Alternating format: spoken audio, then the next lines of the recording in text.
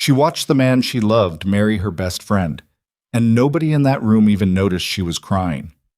Vivian Hale stood in the back of the most expensive ballroom in Chicago, wearing a dress she bought to prove she was fine, surrounded by 200 people who had known her for years, and not one of them came to her. Not one. She had given that man 4 years of her life. She had given that woman every secret she ever had. And on the day they sealed their betrayal with champagne and flowers and a string quartet, Vivian stood alone like a ghost at her own funeral. But what happened next? Nobody saw it coming. Not even her. If this story hits you somewhere deep, hit that like button right now. Drop your city in the comments below. I want to see how far this story travels. Stay with me until the very end, because the woman who walked into that ballroom invisible, she walks out of this story as someone an entire city will never forget. The invitation had arrived 6 weeks ago, slipped under her apartment door like a knife through a mail slot, and Vivian had stood in her hallway in bare feet, holding the cream-colored envelope for a long time before she opened it. She already knew what it was. She had known it was coming the way you know a storm is coming, not because you see it, but because everything goes quiet in a way that doesn't feel like peace. Mr. Daniel Ashworth and Miss Corinne Bellamy request the honor of your presence. She read it twice. Then she set it on her kitchen counter and made coffee and drank the whole pot standing up, looking out her window at the November skyline, and she did not cry. She told herself she was not going to cry. She had already done the crying, 3 months of it, a solid fiscal quarter of grief, and she was finished. She was done. She was going to be the kind of woman who attended the wedding of the man who broke her heart and the best friend who helped him do it. And she was going to be dignified, and she was going to be calm, and she was going to prove once and for all that Vivian Hale was not the kind of woman you destroyed. She RSVP'd yes. She bought the dress 2 weeks later, a deep burgundy silk cut just below the knee, structured at the shoulder, understated in exactly the way that said, "I am not trying," and looked like she was trying in exactly the right amount. She told herself it was not a statement. She told herself that going to this wedding was not a war. She believed neither of these things for a single second, but she said them anyway because sometimes you need a lie to get yourself out of bed and into the shower and onto the train, and sometimes the lie is the only thing keeping the floor from dropping out beneath you. The morning of the wedding, she woke up at 5:30 and lay in the dark and listened to the wind knock against the glass and thought about every single moment she should have seen it coming. There had been signs. There are always signs. The way Daniel had started keeping his phone face down on the table 18 months ago. The way Corinne had stopped asking about him, stopped asking whether they were happy, stopped doing the thing she had always done since college, which was press Vivian for details, hungry for the romantic play-by-play the way some women were. The silences that dropped between them at dinner where before there had been noise. The night she had come home to find Daniel on the couch watching television, and she had sat beside him and put her head on his shoulder and felt, in the bones of her chest, that something between them had gone cool. Not cold, just cool. The way a room goes cool when someone opens a window you didn't know was open. She had ignored all of it. She had told herself she was tired, he was stressed. Relationships went through phases, every couple had their winters. She had been working 80-hour weeks at the firm, and maybe she had not been paying attention, and maybe that was her fault too. Partly, maybe she had let something slide that she should have been tending. And then she had come home early from a trip to Milwaukee, a deposition that finished half a day ahead of schedule. And she had walked into her apartment and heard voices. And what she had felt in the first 2 seconds before understanding arrived was not fear. It was confusion. Because one of those voices was Corinne's, and the two of them were together in her home, which was not unusual, which happened all the time. Corinne had a key. Corinne was in and out of this apartment like she owned it, which was fine, which had always been fine. The rest of it did not need to be reconstructed. Some things you don't walk back through step by step because walking back through them step by step serves no purpose except to sharpen the blade. What she remembered most clearly was not what she saw. It was the sound Daniel made when he heard the door, a sharp intake of breath, like a man who had been caught doing exactly what he was doing in exactly the place he knew he should not be doing it, and had not prepared himself for the specific version of consequences that had just walked through the front door in a gray wool coat with a rolling suitcase. She had not screamed. She wanted people to know that. She had not thrown anything. She had stood very still and looked at them both and said, with a steadiness that surprised even herself, "I think you both need to leave." Daniel had tried to speak. She did not remember what he said. It didn't matter. Whatever it was inadequate to the task of addressing what he had done, and she had simply looked at him with the expression of a woman who had just understood something enormous and could not yet feel the full weight of it, but could see the shape of it clearly, and she had held the door open, and they had gone. She had stood in the center of her living room for a very long time after that. She had not cried until the shower. And then she had sat on the floor of the shower and let the water go cold, and kept crying anyway, because cold water seemed appropriate, because warmth seemed like something she had not earned, because the woman who had not seen this coming, who had been so busy building a career and trusting people and believing in the fundamental goodwill of the people closest to her, that woman did not deserve warmth, or so she told herself at 10:15 on a Tuesday night on the floor of a shower that was no longer warm. That was 4 months ago. The wedding was today. She got up at 5:30 and she showered and she put on the burgundy dress and she did her hair and she put on the makeup that said composed and not the makeup that said trying, and she stood in front of the mirror for a long time and looked at herself and said, out loud, to her reflection, "You are not going to fall apart." Her reflection did not look convinced, but she went anyway. The wedding was at the Langford Hotel on Michigan Avenue, one of those venues that cost more per table than most people's monthly rent. All marble floors and 20-foot ceilings and chandeliers that looked like frozen waterfalls of light. Vivian arrived 7 minutes before the ceremony was scheduled to begin, which meant the lobby was already dense with people, coats being taken, glasses of something sparkling being distributed on silver trays. The particular elevated noise of a gathering of people who all knew each other and were very pleased to be in the same room. She recognized faces immediately. Of course she did. Daniel's people, his family, his colleagues, the social circle she had been part of for 4 years, the people who had sat across from her at dinner tables and birthday parties, and the long summer afternoon 2 years ago when Daniel had rented a house on Lake Geneva and 12 of them had spent a weekend eating and drinking and swimming, and Vivian had thought, "I belong here. I am part of this. This is my life now." She moved through the lobby. Several people looked at her. She smiled. A few smiled back, quickly, with a flicker of something behind the eyes that was not quite discomfort but was adjacent to it, the way people look when they have heard something about you that hasn't been confirmed but has already been processed as fact. Nobody stopped her. Nobody said her name. Nobody crossed the floor to say hello. She found a seat in the back of the ceremony room. Not the very back. She wasn't going to perform humility, that obviously, but back enough.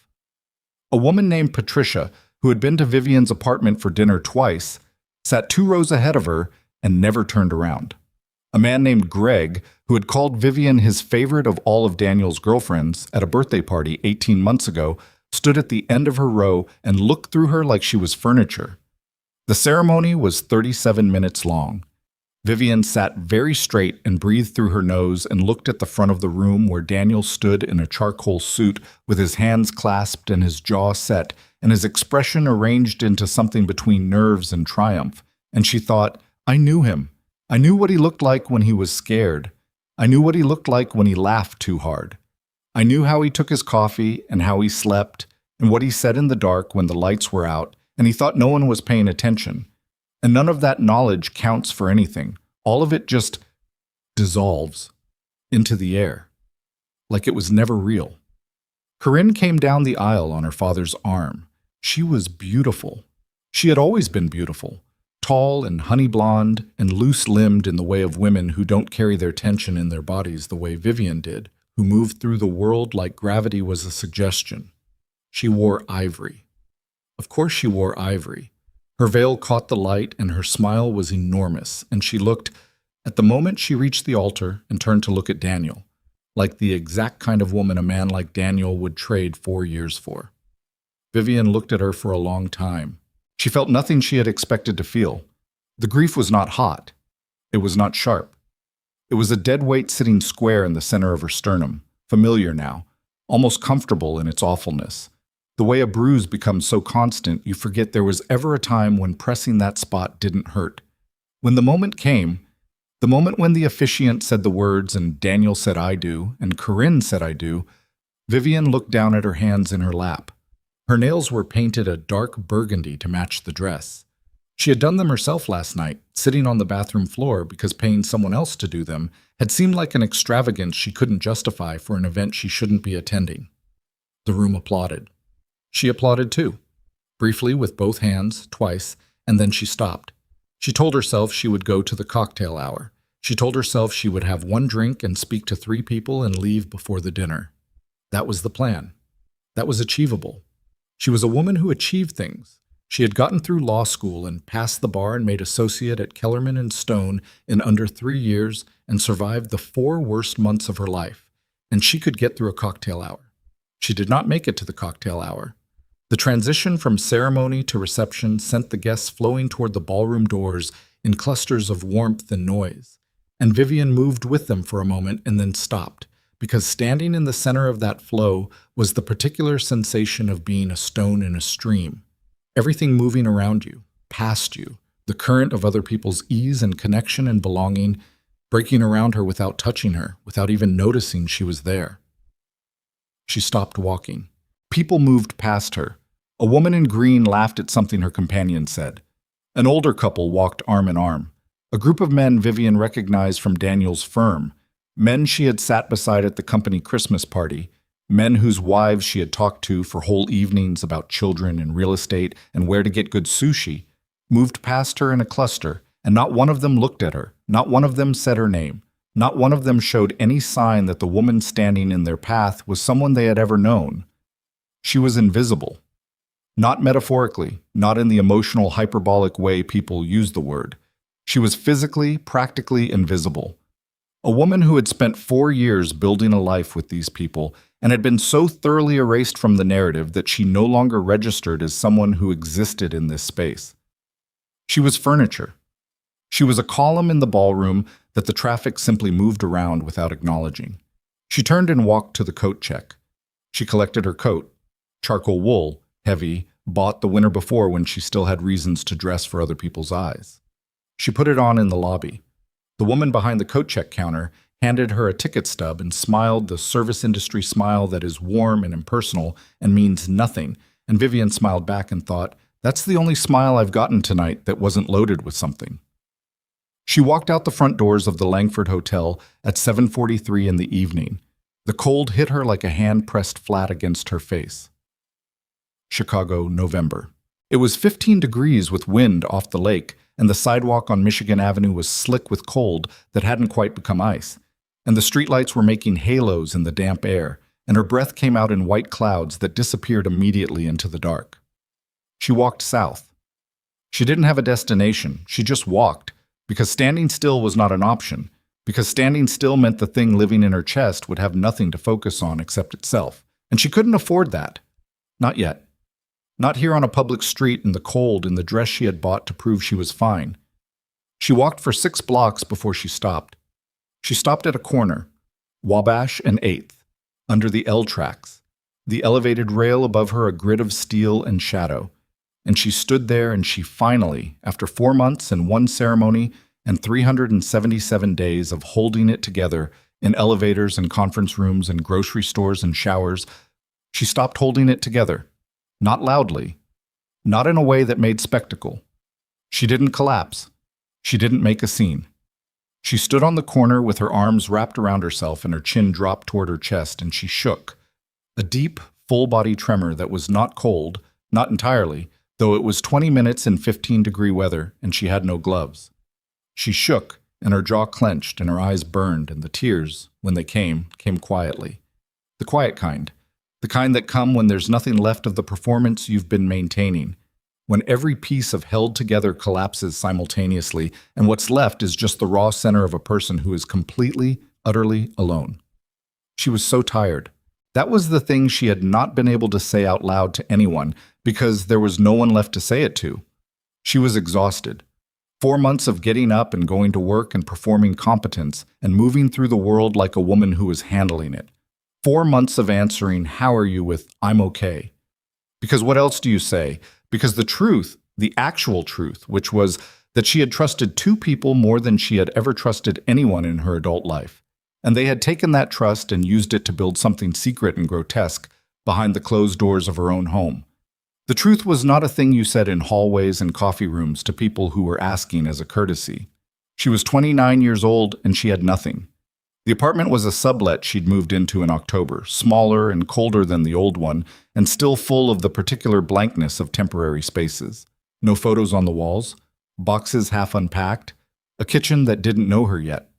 The friends she had thought of as her friends had turned out to be adjacent friends, friends by proximity, Daniel's people who had absorbed her into the group by association and who were now, apparently, simply recalibrating back to default. Even her work, which had always been the one reliable fixed point, felt strange lately. She had been distracted, and distraction was not something the firm forgave easily, and she had a performance review in January that she was not feeling confident about. She had nothing, or close enough to nothing that the difference felt academic. The L train passed overhead with a sound like a sustained scream, and the gust of warm, dirty air it pushed down made her blink, and she looked up through her tears at the underside of the tracks and thought, okay, you've done this. You've hit the bottom. This is it. This is the corner. This is the cold. This is the dress you bought to prove you were fine. This is the wedding you attended and survived, and now you know. Now you know how bad it actually is. And knowledge is the beginning of something. It has to be. She was so focused on breathing that she did not hear the car pull up behind her. It was a black car, not a taxi, not a rideshare, something private and enormous and so quiet that even in the relative silence under the L tracks, it arrived without announcing itself. The kind of car that costs more than she earned in a year. The kind of car that belonged to a certain kind of person. And that kind of person did not stop on Wabash and 8th at 7:50 in the evening to check on a woman crying under the train tracks. But the car stopped, and the window came down. She heard it, the faint mechanical hum of the window descending, and she straightened instinctively, because whatever she was not a woman who let strangers see her fall apart, and she turned her head and wiped her face with the back of her hand and tried to assemble something that resembled composure. The man in the back of the car was looking at her. She couldn't see him clearly at first. The interior was dark, just the suggestion of a figure in the far corner of a wide back seat, a white shirt, the clean line of a jaw.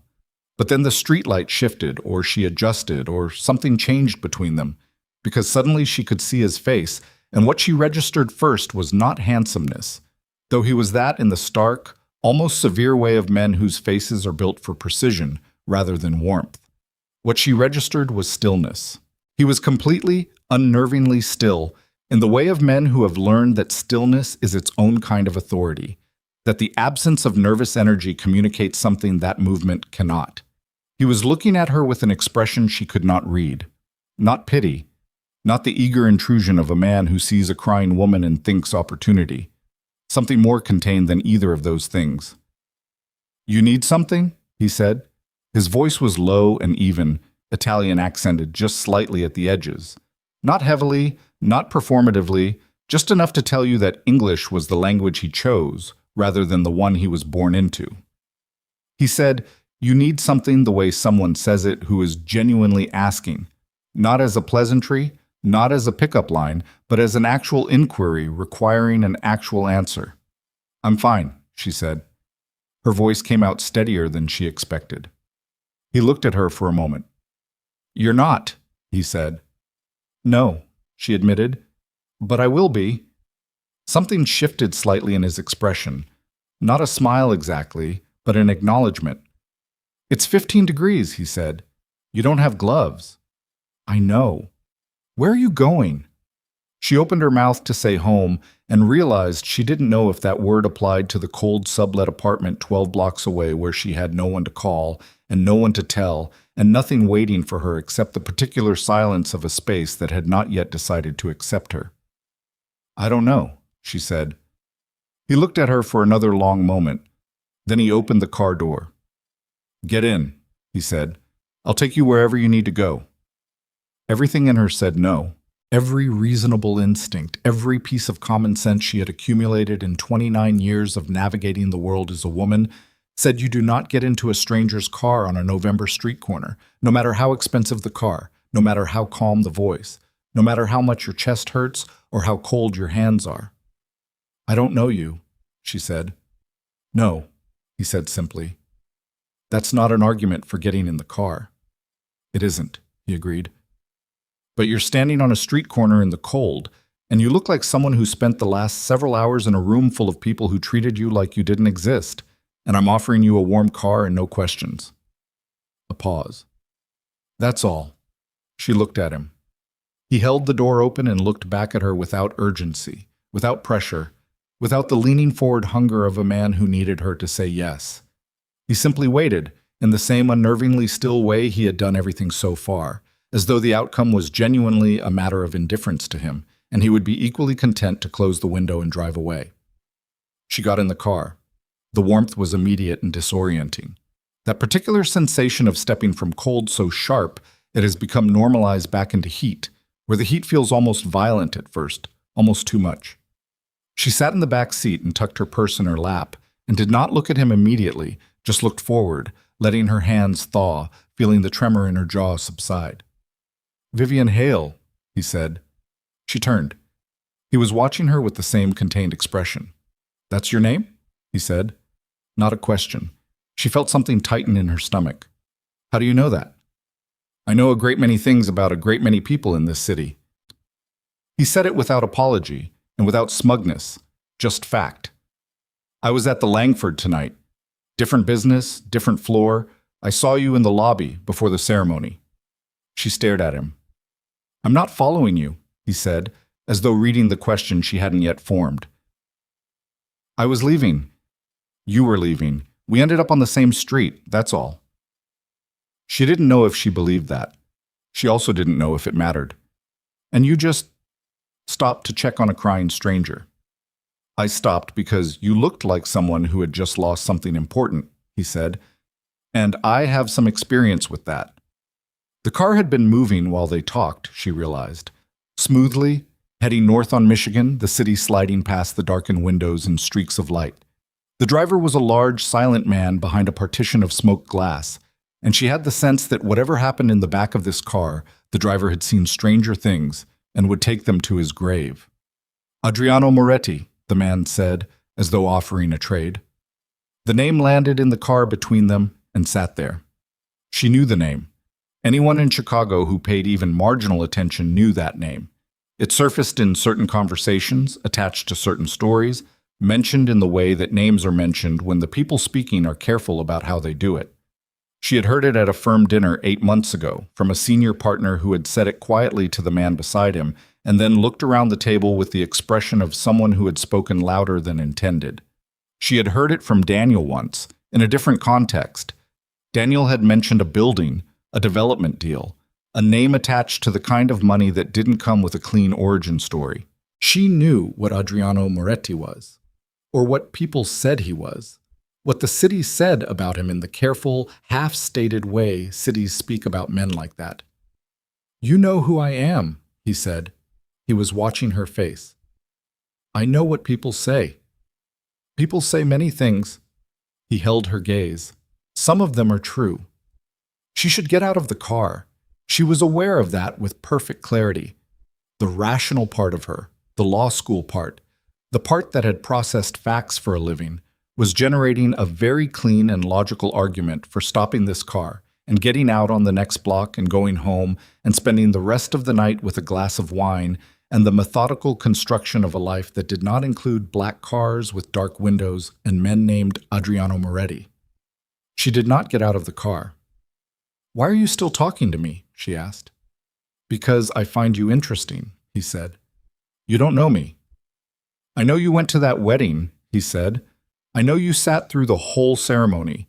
I know you walked into that reception and realized not one person in that room was going to acknowledge you, and instead of making a scene, which you were clearly capable of, you collected your coat and left. I know that took more discipline than most people could manage. He paused. I know you were engaged to Daniel Ashworth until 4 months ago. The name in his mouth was careful and deliberate, the way you handle something that might be fragile. And I know, he continued, that the man is a fool. She looked at him for a long moment. He's a lot of things, she said. What do you want? Adriano asked. He said it simply, without context, as though the question was self-explanatory. And maybe it was. What do you want? Not what do you want right now, not where do you want me to drop you off, but the larger version, the one that had no easy answer. I want my life back, she said, before she could stop herself. I want what I had before I trusted the wrong people. I want the 4 years back. I want to not be invisible. She stopped, pressed her lips together. I don't know why I'm telling you this. Because you have nowhere else to put it, he said simply. And because I asked. The car slowed, and she realized they were circling the block, moving in a slow, deliberate loop around a stretch of the city that had no particular destination, as though the driver had been given instructions to keep them in motion indefinitely. I want to show you something, Adriano said. He reached inside his jacket. She tensed slightly, and he noticed and did not comment, and produced a phone. He turned the screen toward her. On it was a photograph of a building, a mid-rise in River North, glass and steel, modern but not flashy. I own that building. I own 14 others in this city. I have relationships, business relationships, with people in City Hall, in the courts, in the federal judiciary. When I walk into a room, every person in that room knows my name. He set the phone face down on his knee. And I am currently in a position where I need a particular kind of partnership. And you are currently in a position where you need a particular kind of protection. She stared at him. What are you saying? I'm saying, Adriano said carefully, with the measured precision of a man who chose his words the way surgeons chose their instruments, that what you are looking for, your life back, your dignity, the ability to walk into a room and be seen, I can give you that. And what I am looking for, I believe you may be in a position to provide. The heat of the car, the city moving past the windows, the impossibility of this conversation, of this night, of the entire collected wreckage of the last 4 months resolving into this precise moment on a seat of black leather beside a man the city whispered about. You're talking about what, exactly? She said. She needed to hear it stated plainly. She was a lawyer. She worked in stated terms. A marriage, Adriano said. Formal, strategic, and, if you'll allow me to be direct, mutually beneficial in ways that will become clear. He looked at her steadily. I am not asking you to do anything you would find objectionable. I am asking you to consider a proposition that, in my experience, has more to offer you than anything currently available in your life. The silence lasted for what felt like a very long time. You've just met me, she finally said. I know enough, he said. The rest I can learn. That's... She stopped, searched for the word. That's insane. Possibly, he said, without defensiveness. She looked at him. He looked back at her. The car moved through the cold city, and the heater breathed warm air, and somewhere above them the L train ran its circuit, and outside the windows Chicago went on being Chicago, enormous and indifferent and alive. What exactly, she said slowly, do you need me to provide? And the slight measured shift in his expression, not a smile, barely even the suggestion of one, just the very faintest acknowledgement that the question itself was the answer he had been waiting for, was the last thing she registered before the car turned onto a street she didn't recognize, and the night folded around them both, and the strange, terrible, impossible chapter she didn't yet have a name for finally began. The car stopped in front of a building on Erie Street that had no sign outside and no indication of what it was. Just a glass door set into dark stone, lit from within by a light that was amber and low, the kind of light that says private in a language that doesn't need words. Adriano stepped out first and held the door open for her without ceremony, without the performative gallantry of a man trying to impress. Just a door, held open, the way you'd hold it for anyone. Vivian sat for one more second in the warmth of the back seat. She thought about getting out the other side. She thought about asking the driver to take her home. She thought about the 12 logical reasons she should not be here, should not be doing this, should not be sitting in the car of a man the city spoke about, in half sentences and careful silences.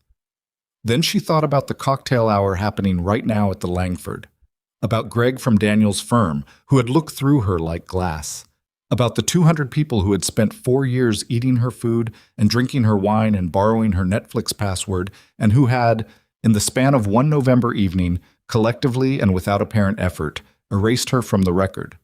She got out of the car. The interior of the building was a private dining room. The whole floor, just one long table that could seat 20, but tonight held only 2 place settings at one end: white linen, 2 glasses, a bottle of something red that had already been opened and allowed to breathe. The room smelled of wood and something savory coming from a kitchen she couldn't see, and there was no one else visible except a woman in black who appeared from a side door, set a breadbasket on the table without making eye contact, and disappeared. "You planned this," Vivian said. "I had a dinner reservation," Adriano said, taking his jacket off and laying it over the back of a chair. He was wearing a white shirt underneath, cuffs rolled to the forearm, and he looked, in the absence of the car's dim interior, more present somehow, sharper. The kind of man who took up exactly the amount of space he intended to take up, and no more. "I was going to eat alone. Now I'm not." "That's a convenient story."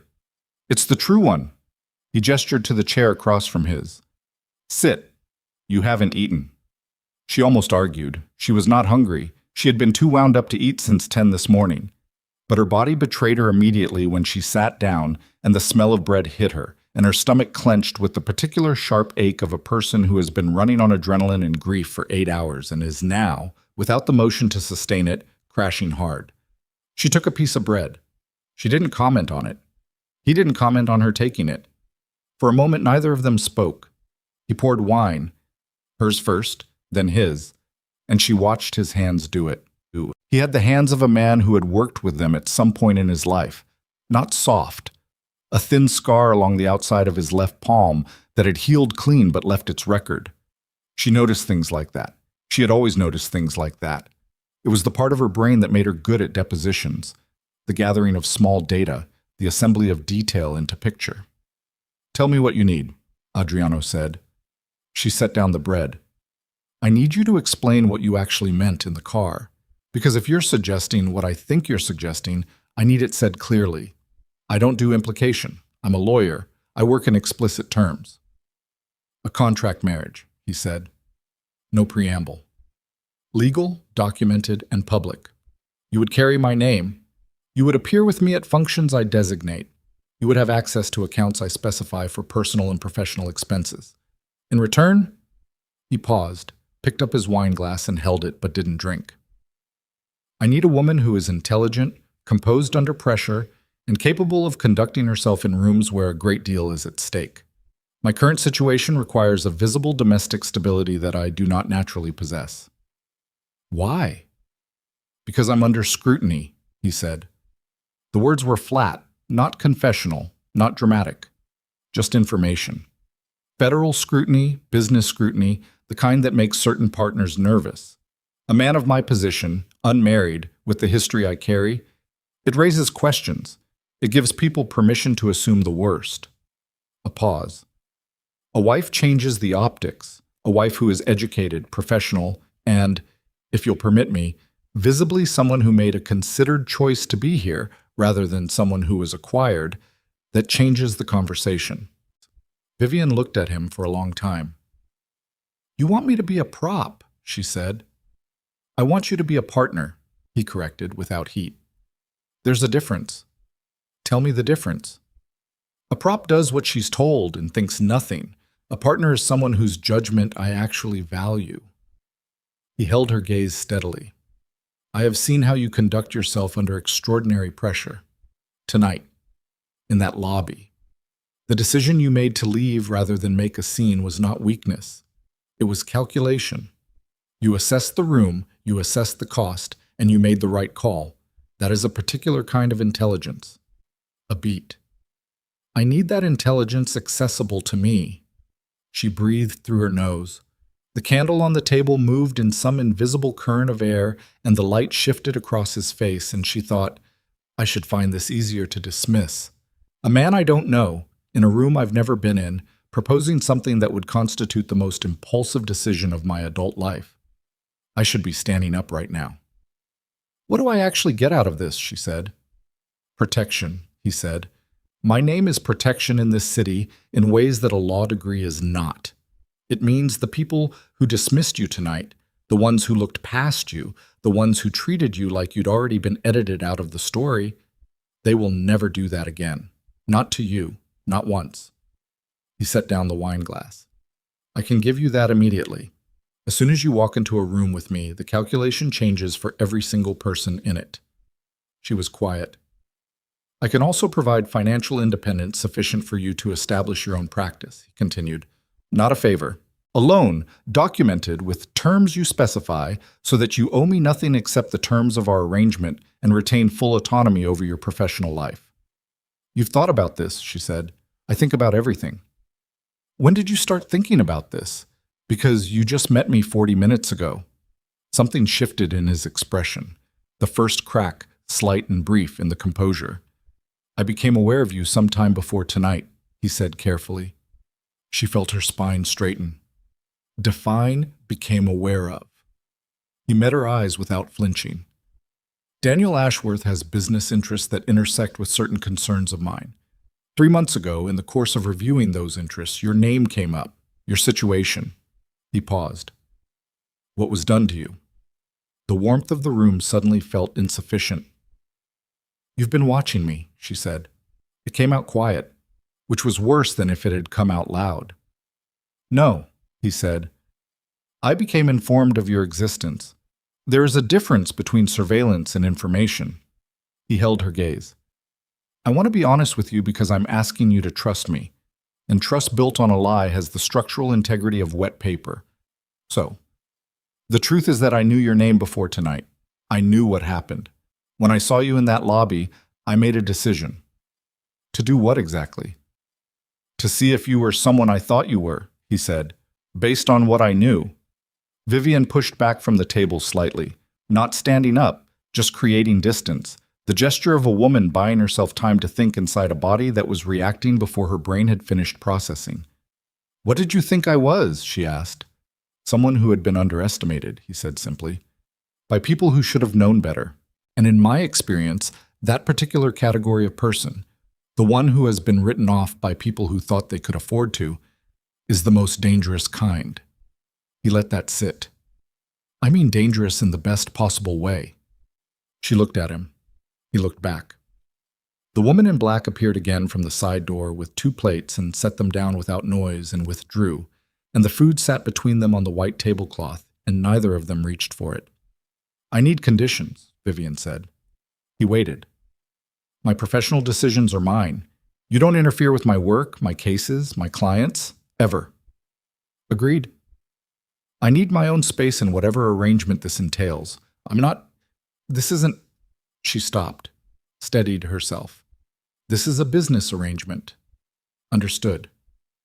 I need a document, actual terms in writing, reviewed by an attorney of my choosing. Of course. And I need... She stopped again. This one was harder.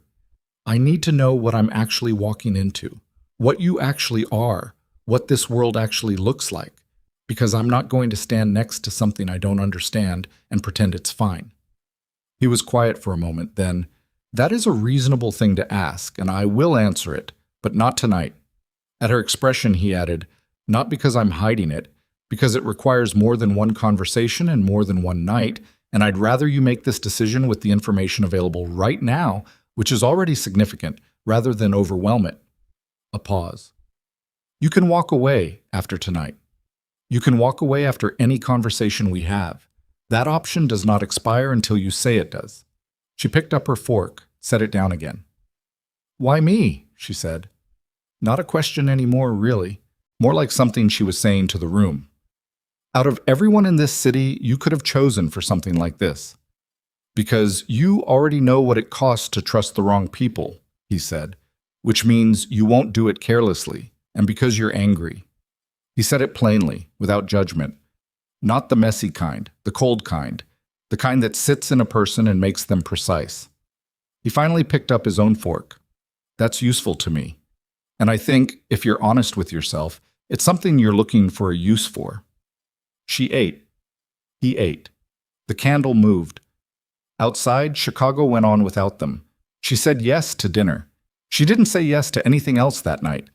But she stayed until midnight, and they talked about the law, about the city, about the particular architecture of power in a place like Chicago, where everything official and everything unofficial had been coexisting for so long that the line between them had become archaeological. He was precise without being cold. He asked questions that were actually questions, the kind that indicated he was listening to the answer rather than preparing his next sentence. He did not perform charm. He did not reach across the table. He did not say anything that felt like a test. She took a car home, a different car, one he arranged without asking, just told her it was downstairs when she stood up to leave. She rode home to the cold sublet apartment and walked in and stood in the dark in the entryway for a long time before she turned on the lights. She did not say yes for 3 days. On the third day, she called the number he had written on the card he'd slipped onto the table when she wasn't looking, and she said, "I have conditions." "Send them to this address," he said, and gave her an email, and the response from his attorney came back within 4 hours with a clean red line and 2 counterproposals, both of which were reasonable, and she sat at her kitchen table with her laptop and a pen and a yellow legal pad and spent 6 hours going through the document the way she went through every contract, every clause, every implication and exception and out clause. And at the end of it, she sat back in her chair and thought, "This is either the smartest thing I have ever done or the most insane." She signed it at 11:30 at night at her kitchen table, alone, with a glass of water she had forgotten to drink. 2 weeks later, Adriano took her to dinner at a restaurant in the West Loop, where the maitre d' knew his name and the booth in the back was apparently a permanent reservation. And she wore a black dress, and he wore a dark suit, and they sat across from each other like two people who had known each other for a while, which was beginning, she realized, to feel almost accurate. It was the night after that, a Thursday, gray and cold, a week and a half before Thanksgiving, that he told her about the other event. "There's a function this weekend," he said, setting down his espresso. "What kind of function?" He looked at her steadily. "A reception, private, about 90 guests." Something in his tone made her still. "Whose reception?" "Daniel Ashworth's," he said.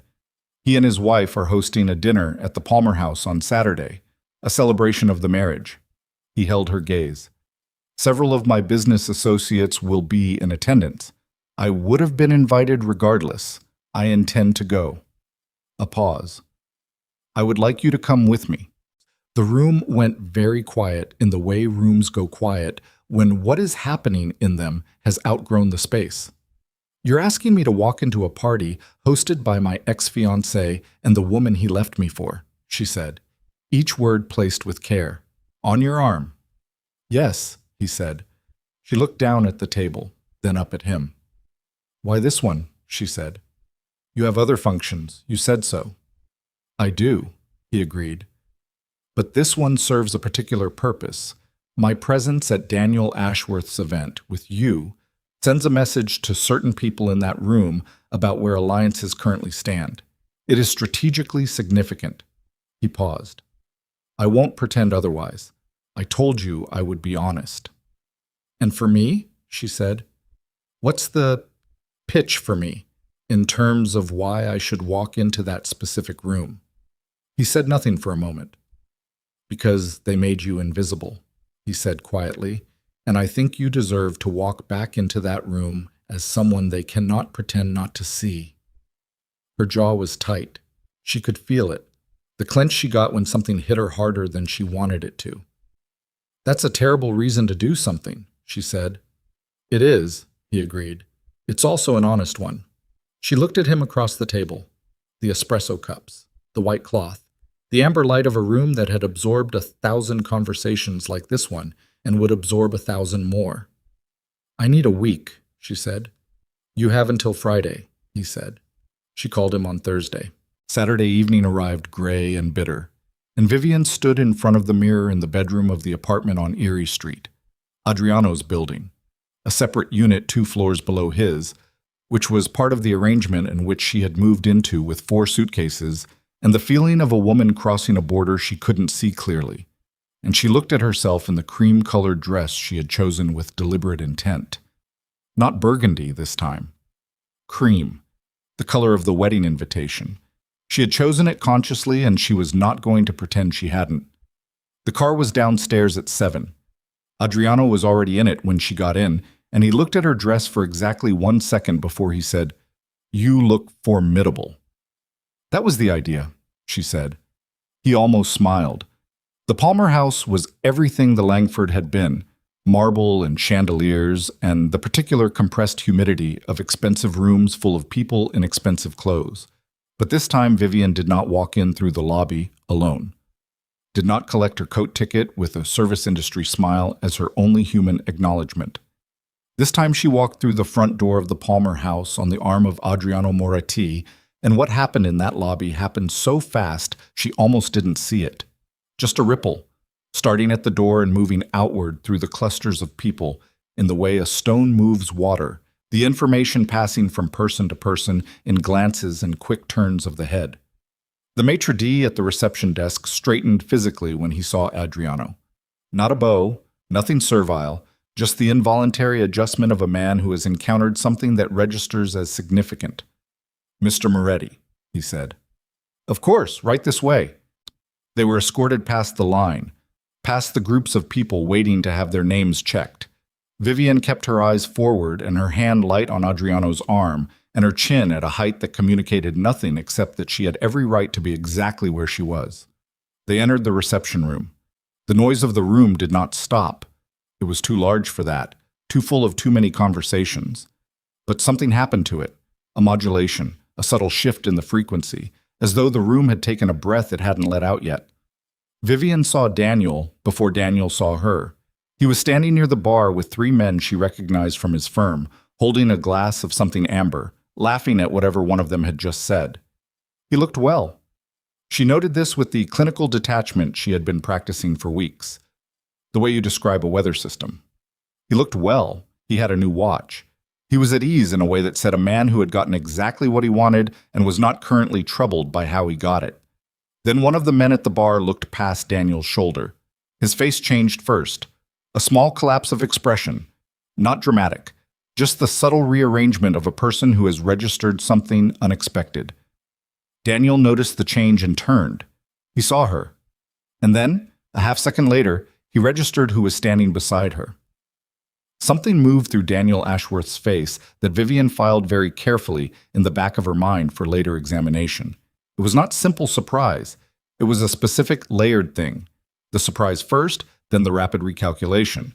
Then something that was either fear or the precursor to it, wearing the mask of composure. Adriano did not acknowledge Daniel. He touched Vivian's elbow lightly and guided her toward a cluster of men near the window. Men she didn't know. Men who turned when Adriano approached with the deference of people who had learned to turn in that direction, and who looked at Vivian with an attention that was immediate and uncomplicated. Not the look-through of a room full of people who had decided she was irrelevant. Something else. The look of people trying to determine what she meant in the context of the most significant person in the room. "Gentlemen," Adriano said with a slight incline of his head.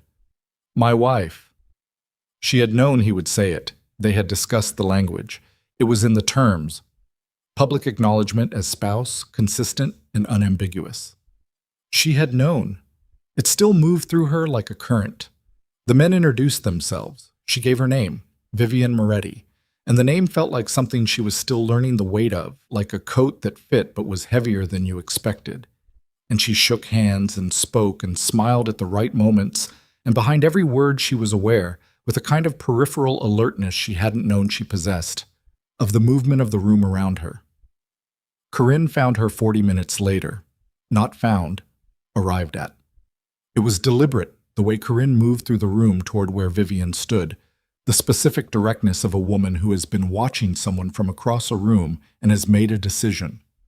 She looked the same, maybe slightly more polished. The marriage had given her something, some sheen of arrival. She was in navy, and her hair was up, and she stopped 3 feet away from Vivian and looked at her with an expression that was trying very hard to be neutral and not quite achieving it. "Vivian," she said. "Corinne," Vivian said. Adriano was 6 feet away in a different conversation, close enough that his presence was ambient. Neither of them looked at him. "I didn't know you were coming tonight," Corinne said. "No," Vivian agreed. "I imagine not." A pause. The noise of the room moved around them. Corinne's eyes moved, once, briefly, to Adriano, then back to Vivian. "I heard you got—" She stopped, recalibrated. "Someone told me you'd gotten married?" Vivian said. Her voice was even. She was almost proud of how even it was. "Yes." Corinne's face did something complicated. "How long have you known him?" "Long enough," Vivian said. "That's not—" Corinne exhaled, looked down at the floor for a fraction of a second. When she looked back up, there was something in her expression that Vivian recognized and did not want to feel sympathy for, but noticed nonetheless. The look of a person who had made a calculation and is only now beginning to receive the full results. "Viv, you need to be careful." "Careful," Vivian repeated. "He's not—" She dropped her voice. "You don't know who that man is, what he does. Daniel says—" "I don't care what Daniel says," Vivian said, quietly, without heat, the kind of sentence that is more definitive for the lack of emotion in it. Corinne stopped.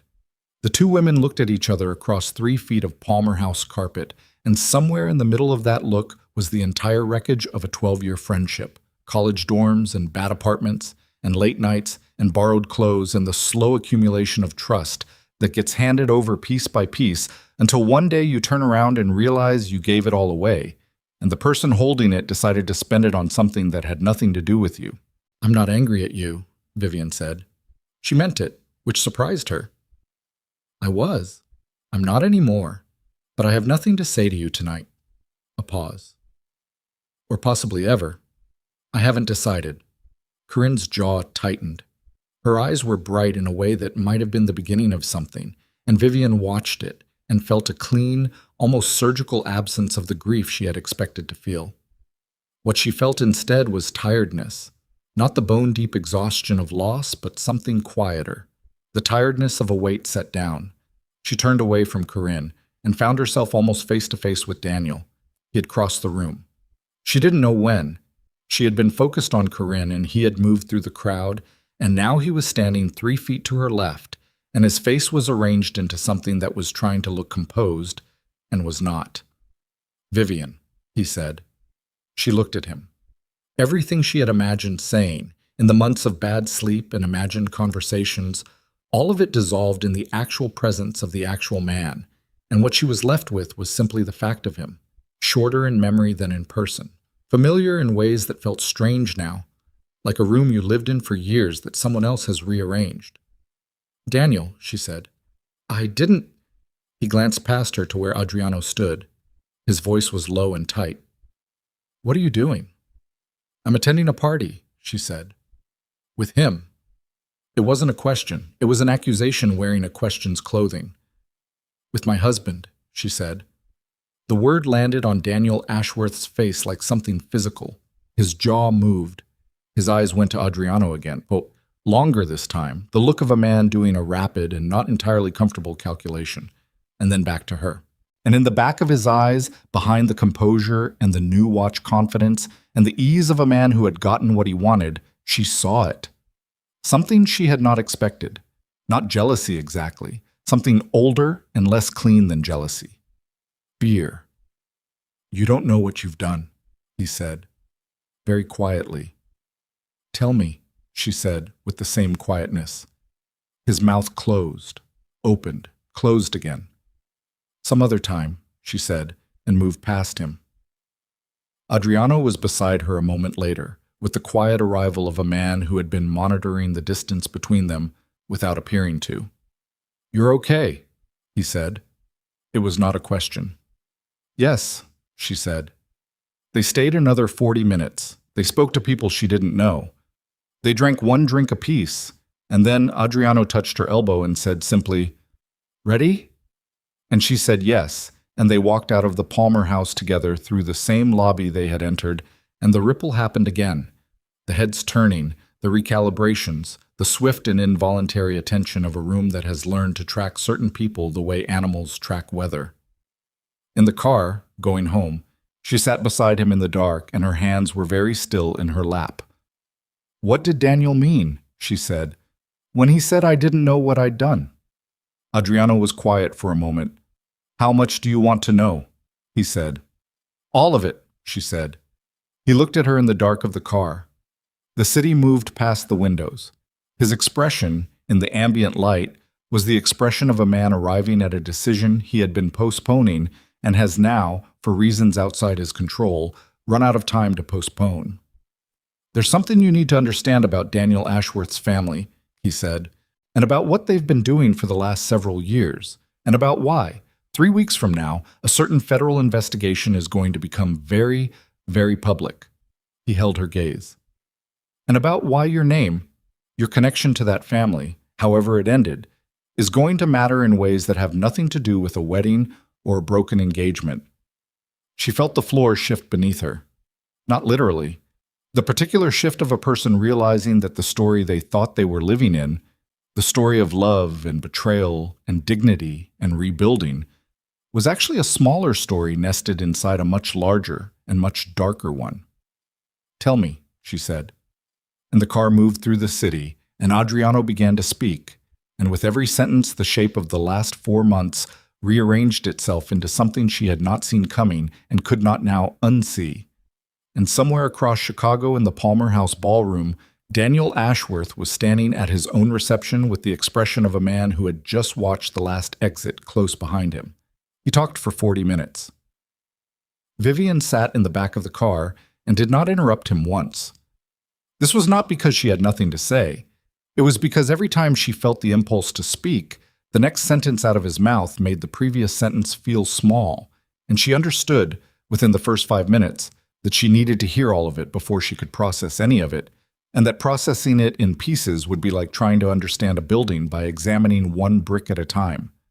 Adriano spoke in the same measured, unflinching way he did everything. No dramatics, no softening. He laid out facts the way a surveyor lays out land, with precision and without sentiment.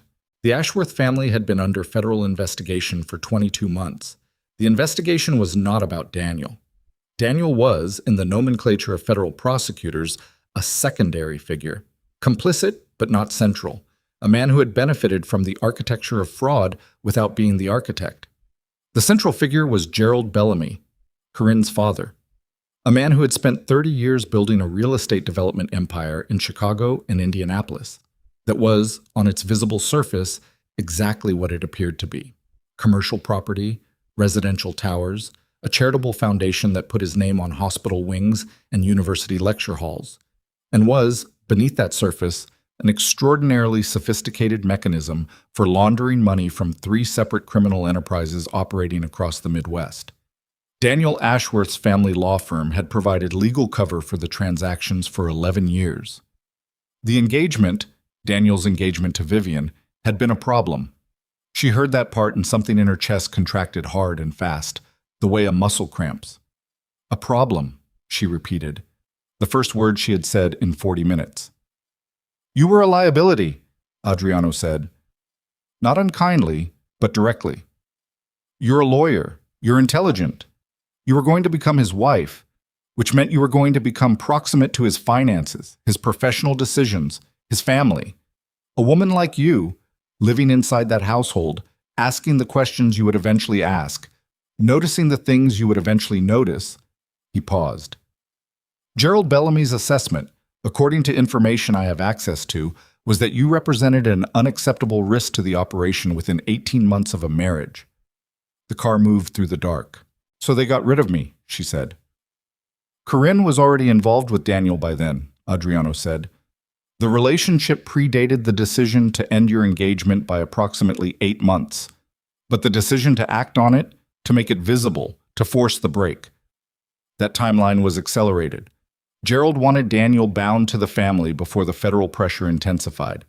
A marriage to Corinne accomplished 2 things.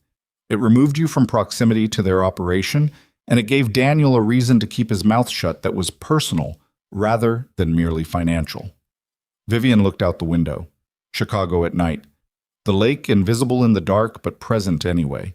You could feel it, the particular quality of the air near that much open water, the way the cold came from a direction slightly different than the wind. They used her, she said. Corinne. They used their own daughter. Corinne was not unaware of the purpose, Adriano said carefully. She made a choice. There it was. She had suspected. In the 3 days after she had found them in her apartment, she had lain awake parsing the geometry of it, trying to find the version of events in which Corinne was simply a woman who had fallen for a man and made a terrible choice under the influence of something she couldn't control. She had wanted that version. She had preferred that version because it was the version in which the person she had trusted most in her adult life had at least been human about it. Guilty, weak, human. But human was not the word for choosing to sleep with your best friend's fiancé, because her proximity to the family business represented an unacceptable risk to your father's money laundering operation. That was something else. How long have you known this? She said. The broad architecture of it. Over a year, Adriano said. Your specific involvement, since October. October, 2 months ago.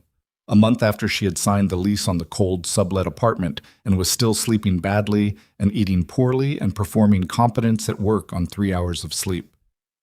You knew what happened to me, she said slowly, and you waited 2 months to... She stopped. Her hands were in her lap and she looked down at them. You let me sit in that apartment for 2 months. I had no basis for contact, he said. And introducing myself to a woman in the middle of her grief with the information I'm now telling you would not have been... A pause. I made a judgment call about timing. I may have been wrong. She did not tell him whether he was wrong. She didn't know yet. What happens now? She said. With the investigation. It becomes public, he said. Sooner than Bellamy knows. His primary contact inside the U.S. Attorney's Office made an error 3 weeks ago that he hasn't discovered yet. When he discovers it, the plea negotiation he thinks he's been conducting will turn out to have been a controlled information-gathering exercise. He said it flatly. The language of someone who knew the machinery of this well enough to describe it without effect. Gerald Bellamy will be indicted before the end of the year. The Ashworth firm will be named as a co-conspirator. Daniel's exposure depends on what the prosecutors decide about cooperation agreements, but the marriage to Corinne, he paused. That marriage was partly designed to make Daniel harder to flip. A man testifying against his wife's father is a different calculation than a man testifying against a business partner. Did it work? She said. We'll find out, Adriano said. The car stopped. They were back on Erie Street. The building with no sign, the amber light behind the glass door. Vivian did not move. What do you need from me? She said. In all of this, what is it you actually need? He looked at her. Nothing that implicates you in anything illegal, he said. I want to be completely clear about that. Then what? Information, he said, about the Ashworth firm's client relationships, specifically about a set of property transactions conducted between 2019 and 2022 that involved a holding company I have legitimate business reasons to understand better. He held her gaze. You were with Daniel during that period. You may have heard things, names, details, things that didn't mean anything to you at the time. She looked at him for a long moment. You want me to help you investigate my ex-fiancé, she said. I want to know what you remember, he said. Nothing you wouldn't be comfortable saying to a federal prosecutor. Nothing beyond the scope of what you actually observed. A pause. In fact, if at any point you choose to speak to federal investigators directly, with your own counsel present, I would encourage that, whatever serves your interests. She got out of the car. She stood on the cold sidewalk and breathed the November air and looked up at the building and thought about the version of herself that had stood on the corner of Wabash and 8th 3 weeks ago in a burgundy dress with no gloves, shaking, emptied out, invisible. She thought about Daniel's face at the Palmer house, the fear behind his eyes. She thought about Corinne, about the 12 years. About a college dorm room and a shared bottle of wine and a conversation about what they both wanted from their lives. At 19, when wanting things seemed straightforward and the people you chose to trust were simply the people who were there. She went inside. She did not sleep well. She lay in the apartment on the second floor of Adriano's building and looked at the ceiling and felt the shape of everything she had just been told rearranging itself inside her. The pieces of the last 4 years reorganizing into a configuration that was coherent and sickening, and underneath the sickness, clarifying. Because there was a thing that happened when you understood the real architecture of a betrayal. When you moved from the personal version, which was, I was not enough, I was not chosen, I was left, to the structural version, which was, I was a variable in someone else's calculation. I was assessed and found inconvenient. I was removed from the equation. And that thing was not comfort exactly, but it was something. It was the difference between being wounded by something random and being wounded by something deliberate. Deliberate wounds were worse in one way and better in another. They were worse because they required you to accept that the people you loved had looked at you and made a choice. They were better because they meant the failure was not yours. You were not too little. You were too much. You were too close, too smart, too likely to eventually see what was in front of you. She had been removed because she was a threat. There was something in that. She didn't have a word for it yet, but it was there. At 6 in the morning, she got up and made coffee and sat at the kitchen table with her laptop and opened the files she had been building since October. The legal research she had been doing, half-consciously, into Ashworth Family Holdings, into Bellamy Development's public filings, into the patterns she had noticed and had not known what to do with. She looked at them differently now. She looked at them as a woman who had been given context for what she was seeing, and the patterns, once you knew what they were not subtle. At 9:15, her phone rang. She did not recognize the number. She almost let it go to voicemail. Then she answered. Ms. Hale. The voice was male, professional, with the particular cadence of someone reading from a script they have memorized. My name is Richard Cho. I'm a special agent with the FBI's Chicago field office. I'd like to speak with you at your earliest convenience regarding Daniel Ashworth and Gerald Bellamy. I understand you may have information relevant to an ongoing investigation. She sat very still. How did you get this number? She said. We've been aware of your connection to these individuals for some time, Agent Cho said. This is a voluntary interview, Ms. Hale. You're not a subject of investigation, but we believe you may be able to assist us, and we'd appreciate the opportunity to have a conversation. She looked at the laptop screen, at the files she had been building. I'll need to arrange for my attorney to be present, she said. Of course, he said. Whenever is convenient. She set the phone down on the table. She sat with it for a moment. Then she picked it up again and dialed Adriano's number. He picked up on the second ring. The FBI just called me, she said. A pause that lasted exactly 3 seconds. I see, he said. Did you know they were going to? Another pause. Shorter. I knew it was likely in the next several weeks, not today. Adriano. She said his name the way she said a word in a contract she needed defined. Precisely. With the full weight of what she was asking behind it. Is there anything about your involvement in any of this that is going to become a problem for me? The silence on the line had a quality to it. Not evasion, but the silence of a man choosing words with the care of a person who understands that what he says in the next 30 seconds is going to determine something significant. My business interests and Gerald Bellamy's operation are not connected, he said. My interest in the Bellamy situation is that of a competitor who has been disadvantaged by a market artificially distorted by criminal activity. My interactions with you are my own. Nothing about your cooperation with federal investigators creates any exposure for either of us. A pause. That is the truth. I want you to know that I am aware of what I'm asking you to take on faith by saying it, and I'm telling you anyway because it is true. She believed him. She did not know if she was right to believe him. She was aware that believing him might be the decision she would later identify as the one where everything went wrong. But she had spent 4 years with Daniel Ashworth believing the surface of a man without examining the structure beneath, and what she was doing with Adriano was the opposite. She was examining everything, asking every question, accepting nothing without scrutiny, and the scrutiny kept returning the same result. He was dangerous. He was complicated. He occupied a moral geography she would not have chosen for herself. But he was not lying to her. She did not know why she was certain of that. She was certain anyway. "I'm going to cooperate with the investigation," she said. "Yes," he said, as though he had expected nothing else. "I'm going to tell them everything I remember, including things about the period when I was with Daniel, including conversations I overheard and dismissed, including a meeting in June 2021 that I've been thinking about since October and couldn't figure out why it bothered me until last night." "That sounds right," he said. "If anything you've told me turns out to be a lie," she said, "I will know, and you will not like what I do with that knowledge." "I don't doubt it," he said. She met with Agent Cho and his partner on a Tuesday morning, with an attorney named Margaret Osei, who she had found through a colleague and who was exactly what she needed.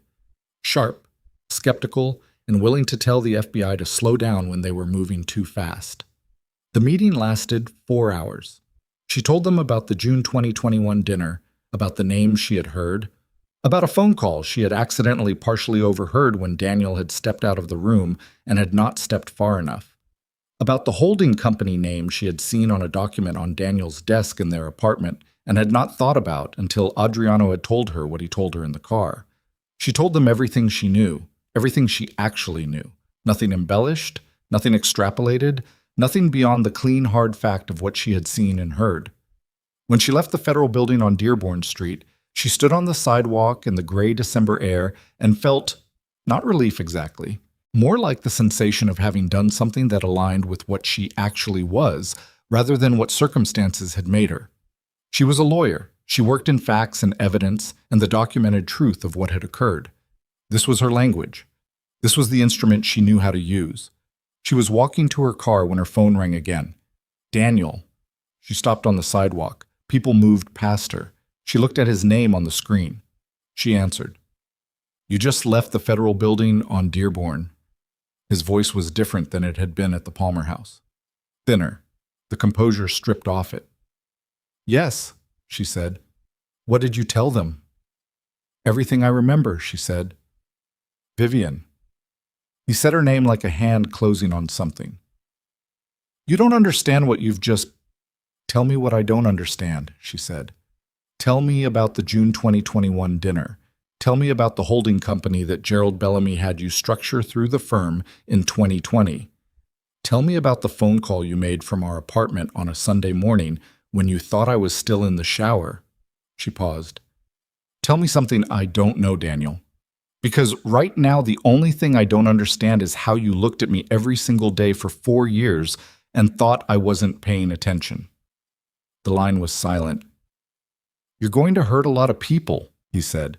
His voice had gone very quiet. "No," she said. "You did that.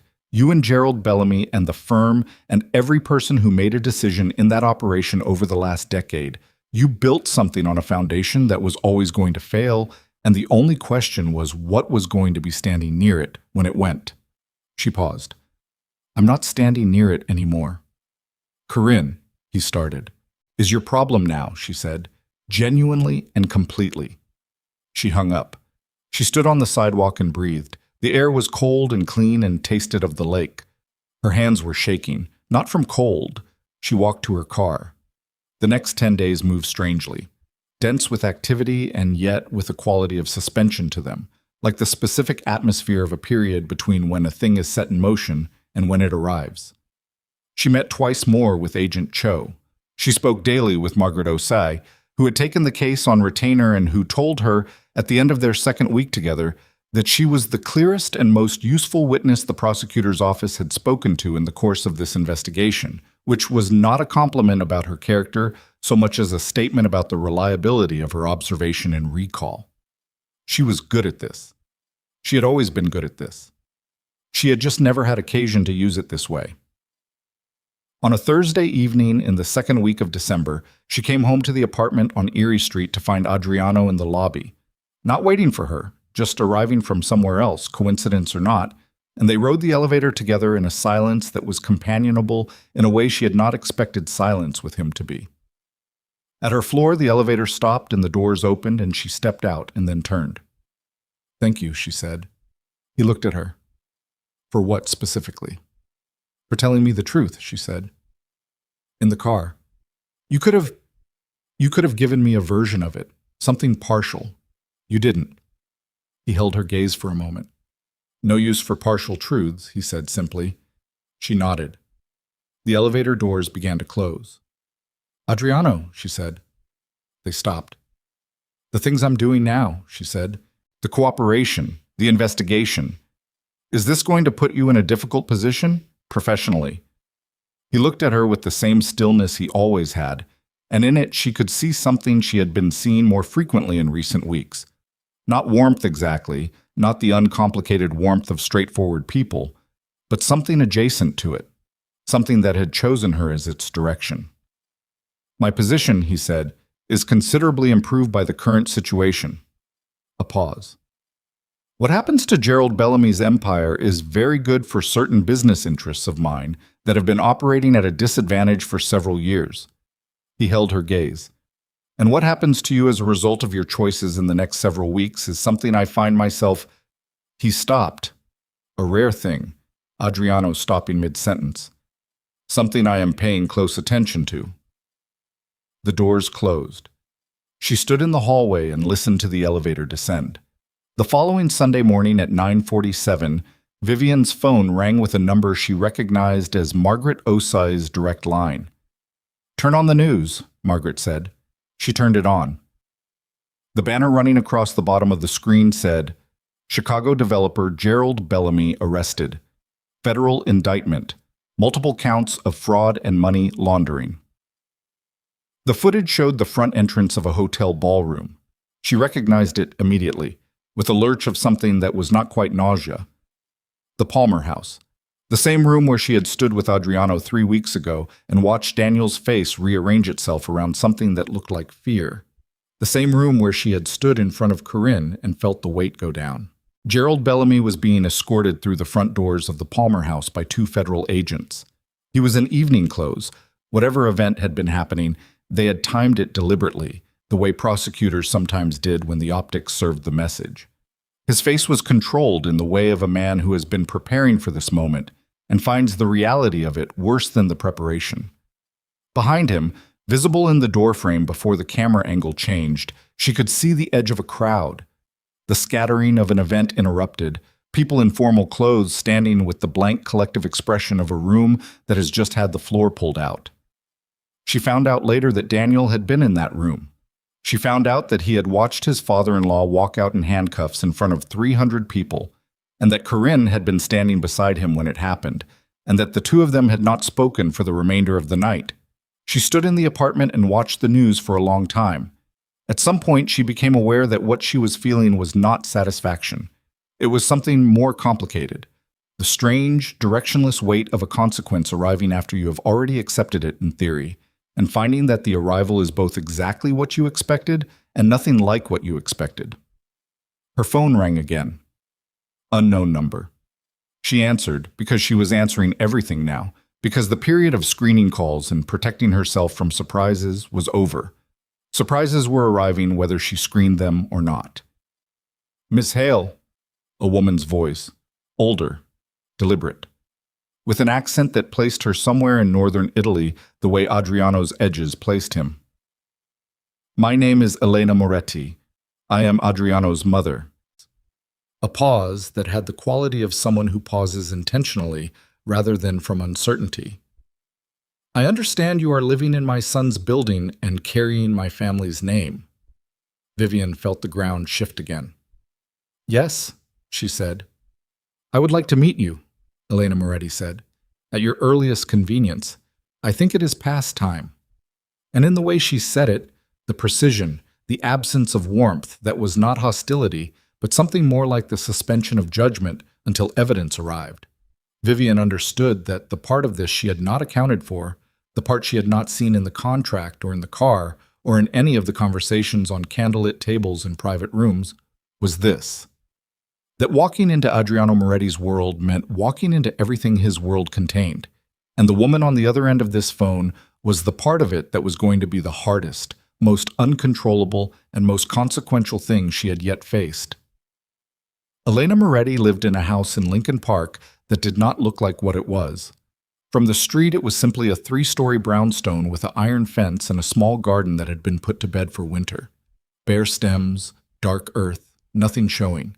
The kind of house that had been on that block for 50 years and intended to be there for 50 more. Undemonstrative, built for endurance rather than impression. Vivian stood at the gate on a Monday morning at 10 o'clock with her hands in her coat pockets and her breath making small white clouds in the December air, and she thought, this is the test. Everything before this was negotiable. This is the thing that doesn't have terms. The woman who answered the door was not what she expected, which told her something about the assumption she had been carrying without examining. She had assembled, in the 48 hours since the phone call, an image of Elena Moretti built from the materials available. Adriano's composure, the weight of the family name, the precision of the voice on the phone, and the image had been severe, architectural. The kind of woman who sat at the head of tables and made people wait. Elena Moretti was 71 years old and stood 5'3" and had white hair pulled back without vanity and eyes that were the same dark, unreadable color as her son's, but with 30 additional years of use behind them, which made them considerably more dangerous. She wore a black wool sweater and reading glasses pushed up on her head, and she looked at Vivian in the doorway with an expression of absolute unhurried appraisal. "Come in," she said, in English. A concession or a test? Vivian couldn't tell yet. The interior of the house was warm and densely furnished in the way of people who have lived fully in their spaces, books on every surface, photographs in frames that had accumulated over decades rather than being arranged by a decorator, a kitchen visible at the end of the hall from which something was producing a smell of garlic and olive oil and something long cooked. Real house smells, the smells of a place where someone actually lived. Elena led her to a sitting room and gestured to a chair and sat in the one across from it and folded her hands in her lap and looked at Vivian. "My son tells me very little," Elena said. "This is not unusual. He has told me very little since he was 17 years old, but he told me about you." "What did he tell you?" "That you were intelligent and in a difficult situation and that he had made an arrangement with you." A pause. He used the word arrangement. Adriano uses that word when he wants to describe something as simpler than it is. Vivian held the woman's gaze. "What do you want to know?" "What you want from him," Elena said immediately. No preamble, no social architecture around it. Not the arrangement, what you actually want. "Those might be the same thing," Vivian said.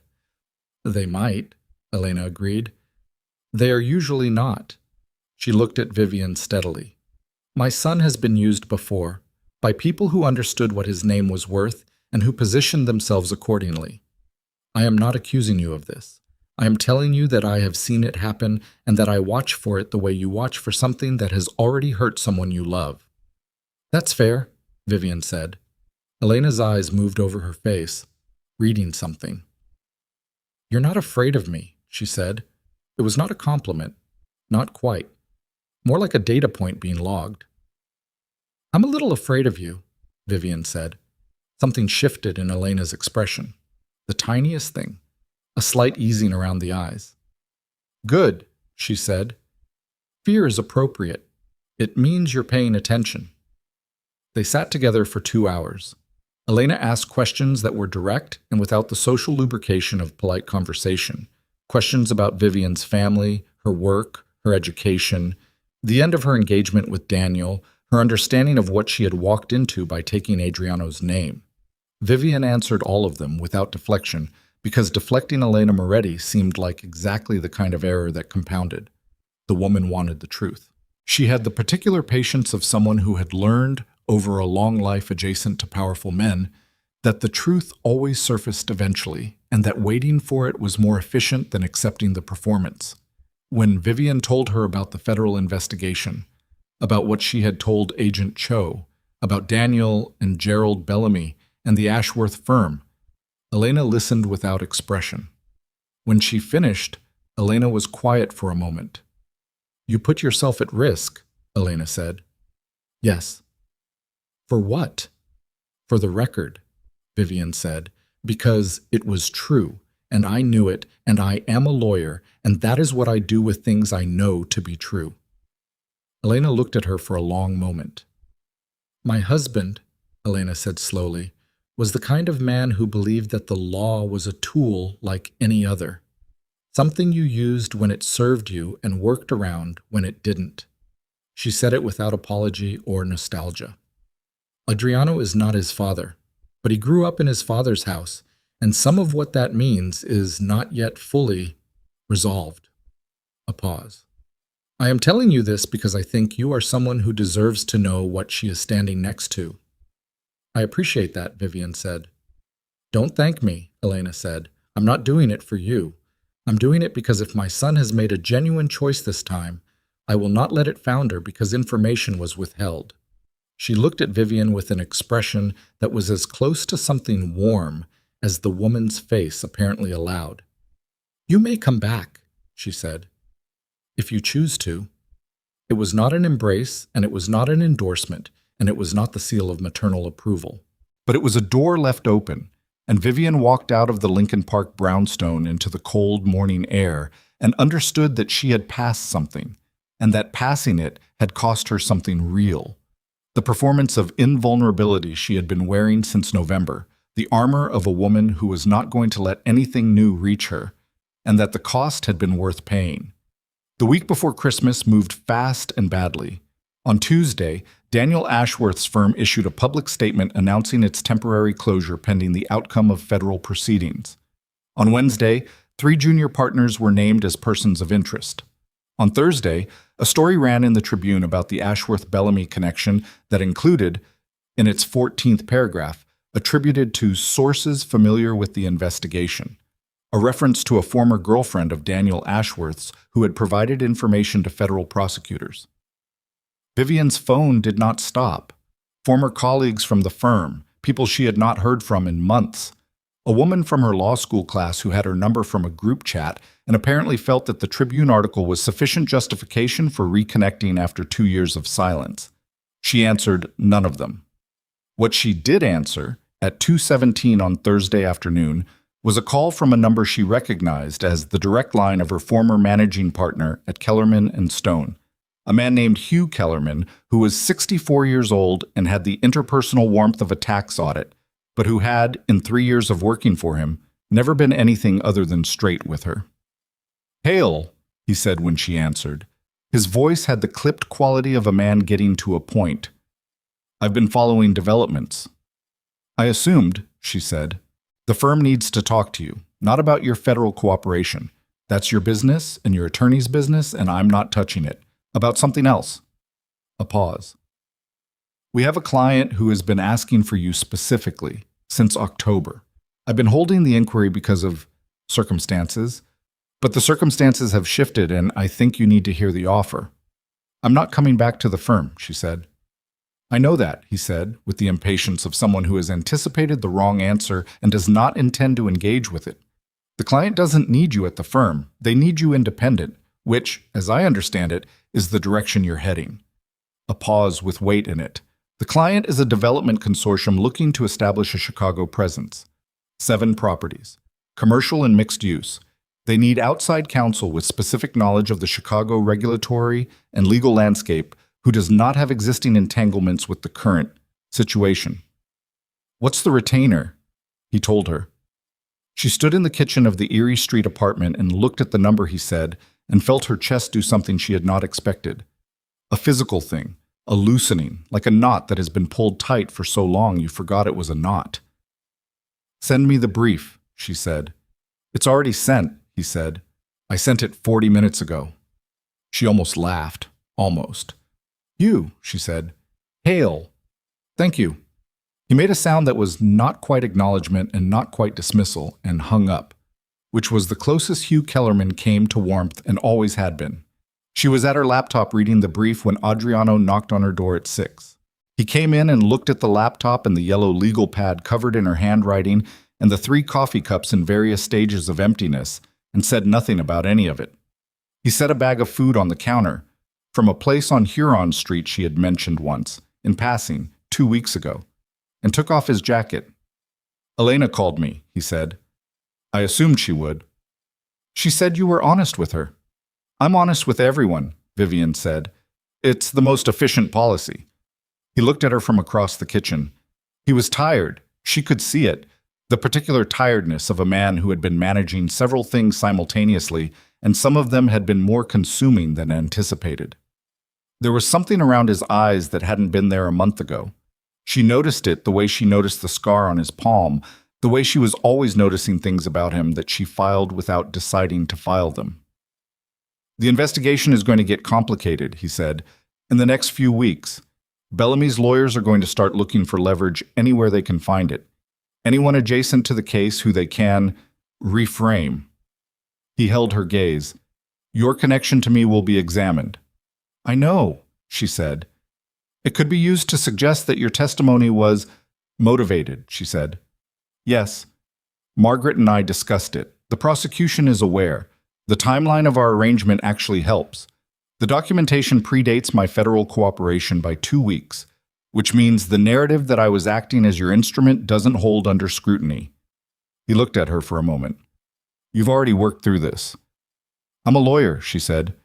"It's what I do when I'm anxious. I build the argument." He nodded slowly. Then he said, "My mother asked me something after she spoke to you." Vivian waited. "She asked me if I was serious," he said, "about you." The kitchen was very quiet, the food on the counter, the laptop open, the legal pad covered in her careful handwriting. "What did you tell her?" Vivian said. "I told her I was working on determining that," he said. She held his gaze. "That's an honest answer," she said. "I try," he said. It was not a declaration. It was not a romantic moment in the way those moments are usually constructed. It was two people standing in a kitchen in December looking at each other with the particular quality of attention that means something is being decided. Not stated, not performed, but decided, in the interior and private way that actual decisions happen. She looked away first, back at the laptop. "I got a client," she said. "A real one. Development consortium. 7 properties. Enough to establish a practice." She heard him cross the kitchen. He looked at the screen over her shoulder for a moment. "Kellerman's client?" he said. "You know Hugh Kellerman?" she said.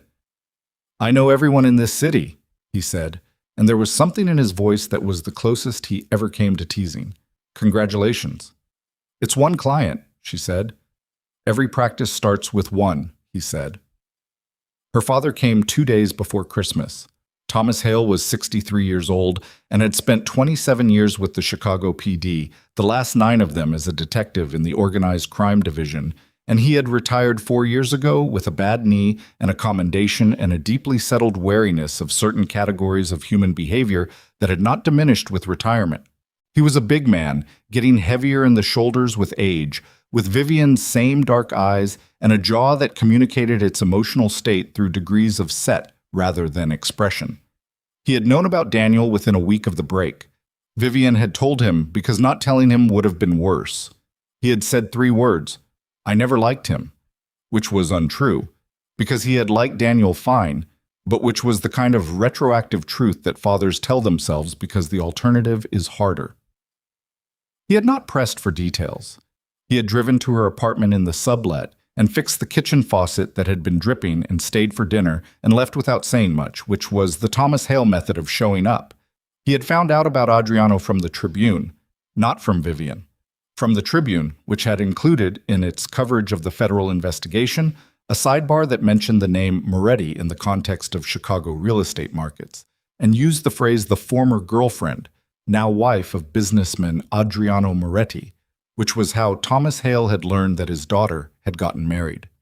She had called him within 20 minutes of the paper hitting. He had answered the phone with a silence that communicated, in the language of silences she had been reading her entire life, that he was choosing his words very carefully. "When?" he said. "November," she said. "How long had you known him?" She paused. "That's what I thought," he said, and hung up. He hadn't called back for 3 weeks, which was unprecedented. Thomas Hale did not do the silent treatment. It was not his method. His method was to address things directly and sometimes loudly, and then move on. 3 weeks of silence meant he was not ready to address it directly, which meant it was bad. He showed up on the 23rd. Vivian buzzed him up and opened the door, and he stood in the hallway of the Erie Street apartment and looked at her. And she looked at him, and he said, "You look better than I expected." "You look worse," she said. He came in. He looked at the apartment with the professional habit of a man who had spent 3 decades reading rooms. Not obviously, not making it a performance, but taking in the details. The quality of the furniture, the building, the view, the laptop and legal pads on the kitchen table, the framed photograph she had put on the wall last week, the one of the two of them at Lake Michigan from 6 years ago, which she had put there because the apartment needed something and because she had wanted something true in it. He sat at the kitchen table and she made coffee, and they sat across from each other, and he said, "Tell me." She told him everything, all of it. The night outside the Langford, the car, Adriano, the proposal, the contract, the federal investigation, what she had testified to, what she knew about Daniel and Bellamy. She left out nothing. She told him in the order it happened because the order mattered, because it was the order that made it make sense rather than the version that just sounded like his daughter had lost her mind and married a stranger.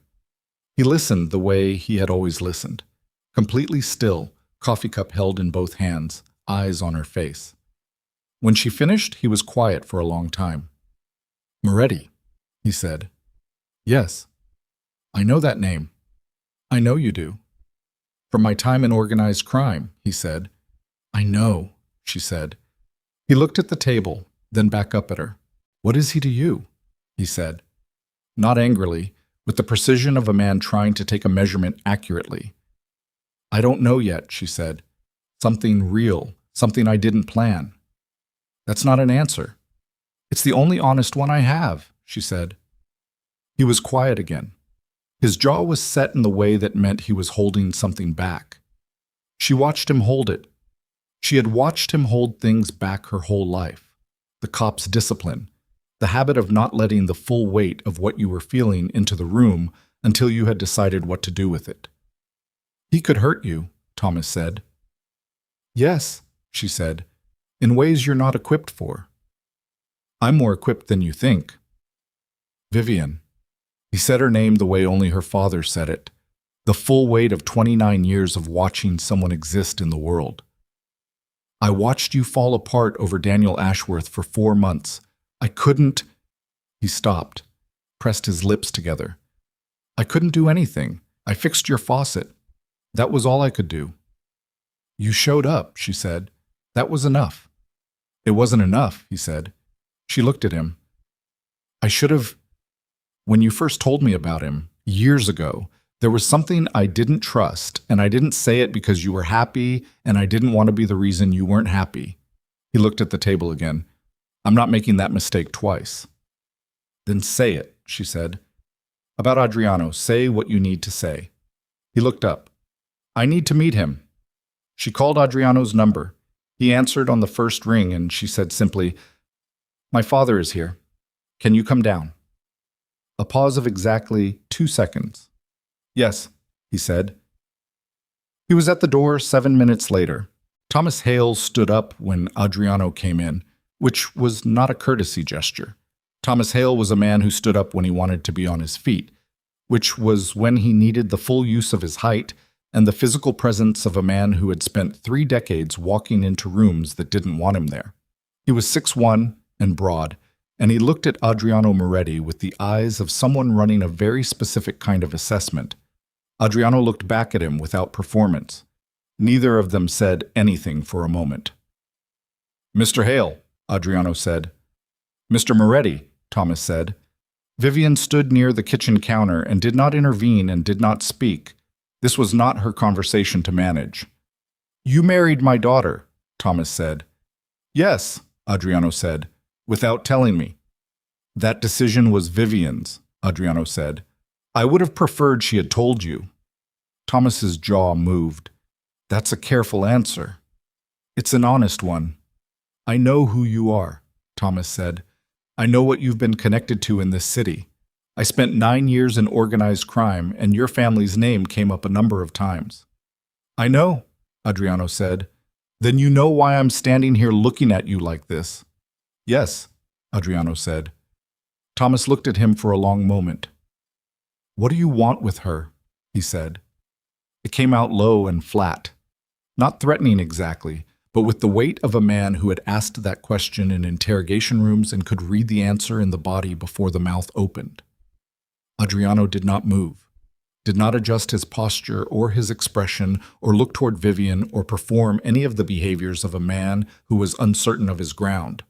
"I want her to be safe," Adriano said, "from the people who removed her from their lives because she was inconvenient to their interests. I want her to have the conditions she needs to build the practice she's capable of building. I want—" He stopped. Something moved through his expression. Not for long, half a second, but Vivian caught it and filed it. "I want to be someone she doesn't regret trusting," he said. "I'm aware of the size of what I'm asking her to extend, given her recent history. I don't take it lightly." The kitchen was very quiet. Thomas Hale looked at Adriano Moretti for a long time. "If you hurt her," he said. No elaboration, no specification, just the sentence placed precisely. "I know," Adriano said. Thomas sat back down. He picked up his coffee cup. He looked at Vivian. "Your faucet is dripping again," he said. "I'll get it fixed," she said. "I'll fix it," he said. And something in his voice, the slight release of it, the return to the register of a man who had made a decision and moved on, told her that the threshold had been crossed, not enthusiastically, not without reservation, but crossed. The last week of December accelerated. On the 27th, Gerald Bellamy was denied bail at his arraignment, which meant he sat in federal detention while his lawyers constructed a defense they had 3 months to file, and the prosecutors continued building a case that had been under construction for nearly 2 years. On the 28th, Daniel Ashworth's personal attorney put out a statement indicating that his client was engaged in preliminary cooperation discussions with the U.S. Attorney's Office, which was the legal way of saying that Daniel had looked at the walls closing in and decided that his best option was to start talking. Corinne Ashworth was not mentioned in any public statement. On the 29th, a man Vivian had never seen before was waiting in the lobby of the Erie Street building when she came home from a meeting with Margaret Osei. He was in a dark coat, and he was large in the way of men whose size is professional rather than incidental, and he stepped toward her as she came through the door, and her body reacted before her brain did. A spike of cold through her sternum, the instinctive half-step backward. "Miss Moretti," he said, "I have a message from Gerald Bellamy's legal team." She looked at him. "They'd like to discuss the possibility of your testimony being reconsidered," he said, "in light of certain information they believe they have access to regarding the circumstances of your marriage." The lobby was empty except for the two of them. The desk attendant was not at the desk. She didn't know if that was coincidence. "You can tell Gerald Bellamy's legal team," she said, and her voice was even and cold in a way that surprised her with its evenness and its coldness, "that my testimony is a matter of record and not subject to reconsideration, and that any attempt to contact me outside the official channels of legal proceedings will be reported to the U.S. Attorney's Office within the hour." The man looked at her. "There's also a matter of personal safety," he said. "Mr. Bellamy's attorneys want you to understand that—" "Get out of this lobby," she said. He held her gaze for a moment. Then he left. She stood in the lobby after he walked out, and she breathed. 3 deep breaths, measured, because her hands were shaking and her heart was hitting the inside of her chest with a speed that was not comfortable, and she needed to slow both of those things down before she did anything else. She called Margaret first. Then she called Agent Cho. Then she took the elevator upstairs. She knocked on Adriano's door on the 4th floor. He opened it immediately, which meant he had been near it, which meant he had probably seen the lobby on camera. His face told her what she needed to know about whether he had. "You saw," she said. "Yes," he said. "I handled it." "I know," he said. "I watched you handle it." She looked at him. Her hands had stopped shaking, but her chest was still loud. "They're going to keep coming," she said. "Bellamy's people. Before the trial. This is the beginning of what that looks like." "Yes," he said. "I need you to tell me," she said, "right now, whether there is anything they have on you, anything they can use to discredit me, To suggest our arrangement was corrupt? To build the narrative that my testimony was compromised, that I don't already know about? He held her gaze. Nothing, he said. Adriano. Nothing, he said again. The same stillness, the same directness. I have done things in my life that I would not repeat, and that I am not proud of. Some of them are known, and some are not. None of them involve you, or anything connected to the Bellamy investigation, or anything that gives their legal team a legitimate line of attack against your credibility. She breathed. Okay, she said. Okay, he said. I believe you, she said. That doesn't mean I'm not scared. You should be scared, he said. Fear is appropriate. It means you're paying attention. He said it in the same words his mother had used, and she didn't know if he knew that, and she didn't ask. She went back downstairs. She sat at her kitchen table and opened her laptop and worked until midnight, because working was the instrument she had for fear, and she used it the way she used everything, completely, without reservation. At midnight, she closed the laptop and sat in the dark kitchen and thought about what she was doing and what she was in and whether the woman she had been 6 weeks ago, standing on the corner of Wabash and 8th in the cold in a burgundy dress, would recognize the woman she had become in the interval. She thought the answer was yes. She thought the answer was that the woman on the corner had always been this woman, underneath the grief and the invisibility and the 4 years of trusting the wrong people. That she had always been the woman who handled the man in the lobby with an even voice and cold clarity. That she had always had the capacity for exactly this, for choosing, deliberately and without panic, what she would and would not give ground on. She had just needed the circumstances to make it necessary. Her phone rang at 12:17. Margaret Osei. The prosecution just sent me something, Margaret said. She had the voice of a woman who had been working late and had received news that changed the shape of the evening. Bellamy's lead attorney filed a motion 3 hours ago. They're claiming that your testimony was obtained under the influence of a relationship with a known criminal associate, and they're naming Adriano Moretti by name, and they're asking for an evidentiary hearing to determine whether your cooperation agreement should be invalidated. Vivian sat very still. Can they do that? She said. They can file the motion, Margaret said. Whether it goes anywhere is a different question, but it goes to a judge, and the judge is going to want to understand the full nature of your relationship with Moretti, the timeline, the circumstances. A pause. Vivian, if there is anything about this marriage, this arrangement, that does not look clean under examination, I need to know now, tonight, before this gets worse. Vivian looked at the dark kitchen, the legal pads, the photograph on the wall. Come over, she said. Bring everything you have. We're going to build this defense tonight, and it's going to be airtight because the truth of it is airtight, and the truth is all we need. She paused. And Margaret, call the prosecution. Tell them I want to speak to Agent Cho first thing tomorrow morning. Not about Bellamy, about the motion. She breathed. It's time to put all of this on the table. Margaret Osei arrived at 11:40 with a leather briefcase and a thermos of coffee, and the expression of a woman who had done this before, built a defense in the dark hours of a night that had turned suddenly hostile, and who approached it with the same methodical calm she brought to everything. She set the briefcase on the kitchen table and opened it, and they went to work. They worked until 4 in the morning. Vivian laid out every document. The contract between her and Adriano, dated, witnessed, legally executed 2 weeks before her first conversation with Agent Cho. The email chain with his attorney during the negotiation period. The timeline of her own preliminary research into Ashworth Family Holdings, which predated the contract by 6 weeks and predated her meeting Adriano by 2 months. Her own files, the yellow legal pads, the digital research folders, the notes she had been making since October with the instinct of a lawyer who had sensed something wrong in the architecture of the life she'd been living and had not yet known what to do with that sense. Margaret went through everything with the methodical attention of someone building a structure that had to hold weight. She asked questions that were precise and sometimes uncomfortable, about the nature of her relationship with Adriano, about what she had known when, about whether at any point he had directed her testimony or suggested what she should or should not say to federal investigators.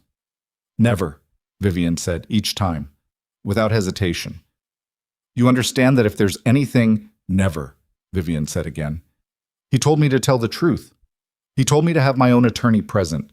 He told me that if speaking to the federal investigators served my interests, I should do it. That is the full extent of his involvement in my cooperation. Margaret looked at her over the top of her reading glasses. You know how this looks, she said. I know how they want it to look, Vivian said. What it actually is a woman who knew things because she lived with a man for 4 years who was not careful about what he said in his own home, who documented those observations over the course of several months before she ever met Adriano Moretti, and who cooperated with a federal investigation because it was the right thing to do, and because she is a lawyer who understands what right things to do look like. She held Margaret's gaze. The timeline makes the narrative impossible. We just have to make sure the judge sees the timeline. Margaret nodded slowly. Then that's what we build, she said. They built it. At 4:15, Vivian made more coffee and sat back down, and Margaret had organized the documents into a sequence that told the story the only way it needed to be told, chronologically, factually, without embellishment or interpretation, just the clean spine of what had actually happened, in what actual order. At 4:30, Margaret said, "This is solid." "Yes," Vivian said. "It's going to be an uncomfortable hearing." "I know." "They're going to ask personal questions about your marriage, about the nature of—" "I know what they're going to ask," Vivian said. "I'll answer everything. I don't have anything to hide because none of it was done with anything to hide." She looked at the table covered in documents. "That's the thing about telling the truth. It's much easier to maintain." Margaret packed up at 5. Vivian walked her to the door. "Get some sleep," Margaret said. "A little," Vivian said. She slept 2 hours. She woke at 7 and showered and dressed and made coffee and sat at the table in the gray January morning light and looked at the organized documents and felt, not calm exactly, but something that lived in the same neighborhood as calm. Something that came from having done the work, from having looked at the thing directly and found that looking at it directly was survivable. At 7:45, she heard a knock. Adriano. He had coffee. From the place on Huron Street again, 2 cups, as though he had decided at some point that this was simply what he brought when he came downstairs in the morning. He looked at her face when she opened the door and she looked at his, and there was a moment of taking stock, the way 2 people look at each other when something significant has happened overnight, and they are determining whether the other one is still standing. "You didn't sleep," he said. 2 hours, she said. "Come in." He came in. He looked at the table. He did not touch the documents. "I need to ask you something," she said. "Yes," he said, before she'd asked it. She looked at him. "The motion they filed, the claim that my testimony was compromised by our relationship, is there any version of that narrative that has enough truth in it to get traction? Anything I don't know? Anything that, under examination, in front of a judge?" "No," he said. "Adriano." "No," he said again, and in his voice was the same quality it always had when he said things he needed her to believe. Not louder, not more insistent, just more present. More entirely there. "I chose to stop the car that night because I had been informed of your existence and I believed you were someone I wanted to know. My business interest in the Bellamy situation is legitimate and documented and predates any contact with you by 18 months. The motion is a pressure tactic. They are trying to make you afraid enough to reconsider your cooperation." He held her gaze. "Are you?" "No," she said. Something moved through his face, the thing that had been moving through it more frequently in recent weeks. That thing that was not quite warmth in the simple sense, but was pointed in her direction with an attention that had weight to it. "Good," he said. The evidentiary hearing was scheduled for the 2nd week of January before a federal magistrate named Patricia Wren, who had a reputation for patience that should not be mistaken for permissiveness. Vivian sat at the respondent's table beside Margaret Osei, and she sat straight, and she breathed through her nose, and she looked at the documents arrayed on the table in front of her, and thought about nothing except the next question and the next answer. Bellamy's lead attorney was a man named Frank Cutter, who was good at his job in the way that people are good at jobs that require them to hold 2 entirely contradictory things in their hands simultaneously: the truth and the version of events that serves the client, and choose the second one every time. He was silver-haired and deliberate, and he asked his questions with the patient pressure of someone who knows that pressure, Sustained long enough eventually finds a crack. He did not find one. He asked about the night on Wabash and 8th, about the car, about the proposal, about the contract, about the nature of the marriage and whether it had progressed beyond its stated parameters, about Adriano's business interests and their intersection with the Bellamy investigation, about every meeting, every conversation, every document. Vivian answered every question. She answered them the way she had built the defense with Margaret, chronologically, factually, precisely. She did not embellish. She did not deflect. She did not perform. When Cutter tried to suggest that her early research into Ashworth Holdings had been directed by Adriano rather than self-initiated, she produced the metadata on her digital files, the creation dates, the access logs, the timeline that put her first research note in October, 6 weeks before she had ever been in a black car on Erie Street. When Cutter tried to suggest that the arrangement between her and Adriano constituted a financial incentive that corrupted her testimony, Margaret laid out the loan documentation, the market rate terms, the repayment schedule, the complete absence of any contingency related to Vivian's federal cooperation.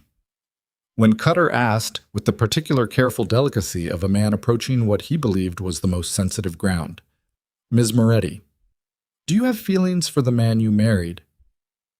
The courtroom went very still. Vivian looked at him.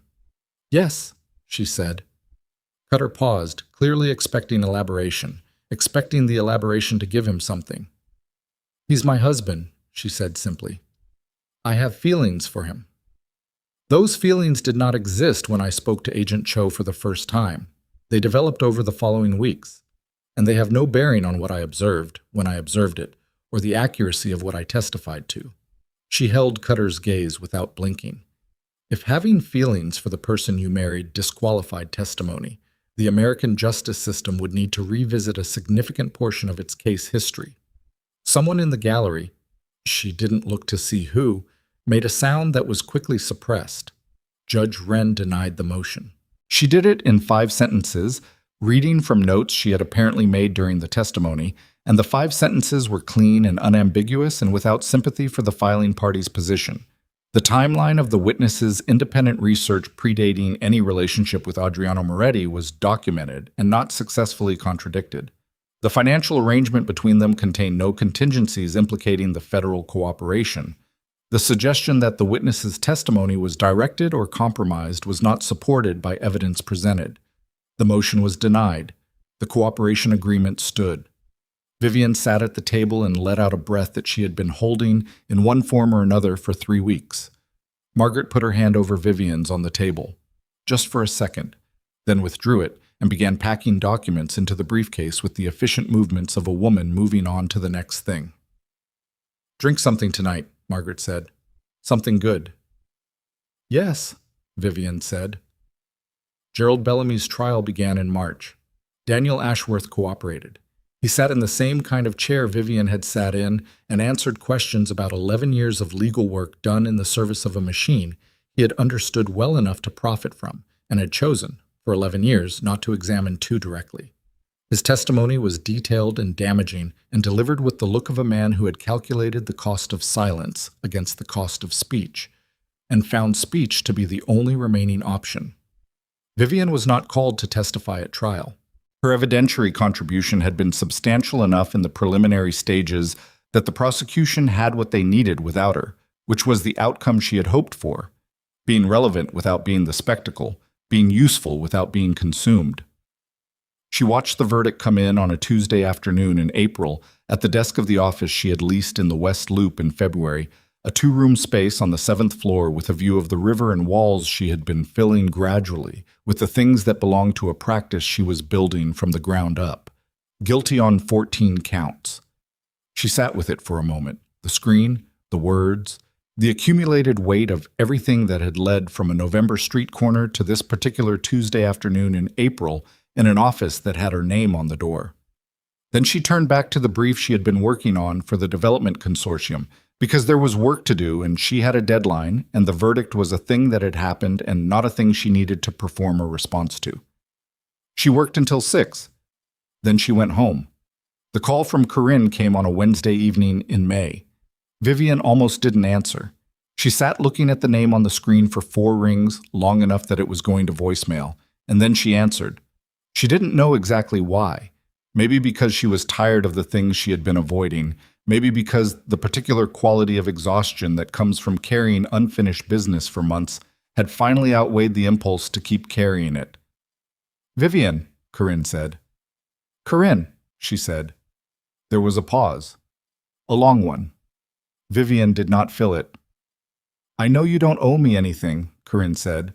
Her voice had a quality in it that was new, or not new, maybe, but more visible than before.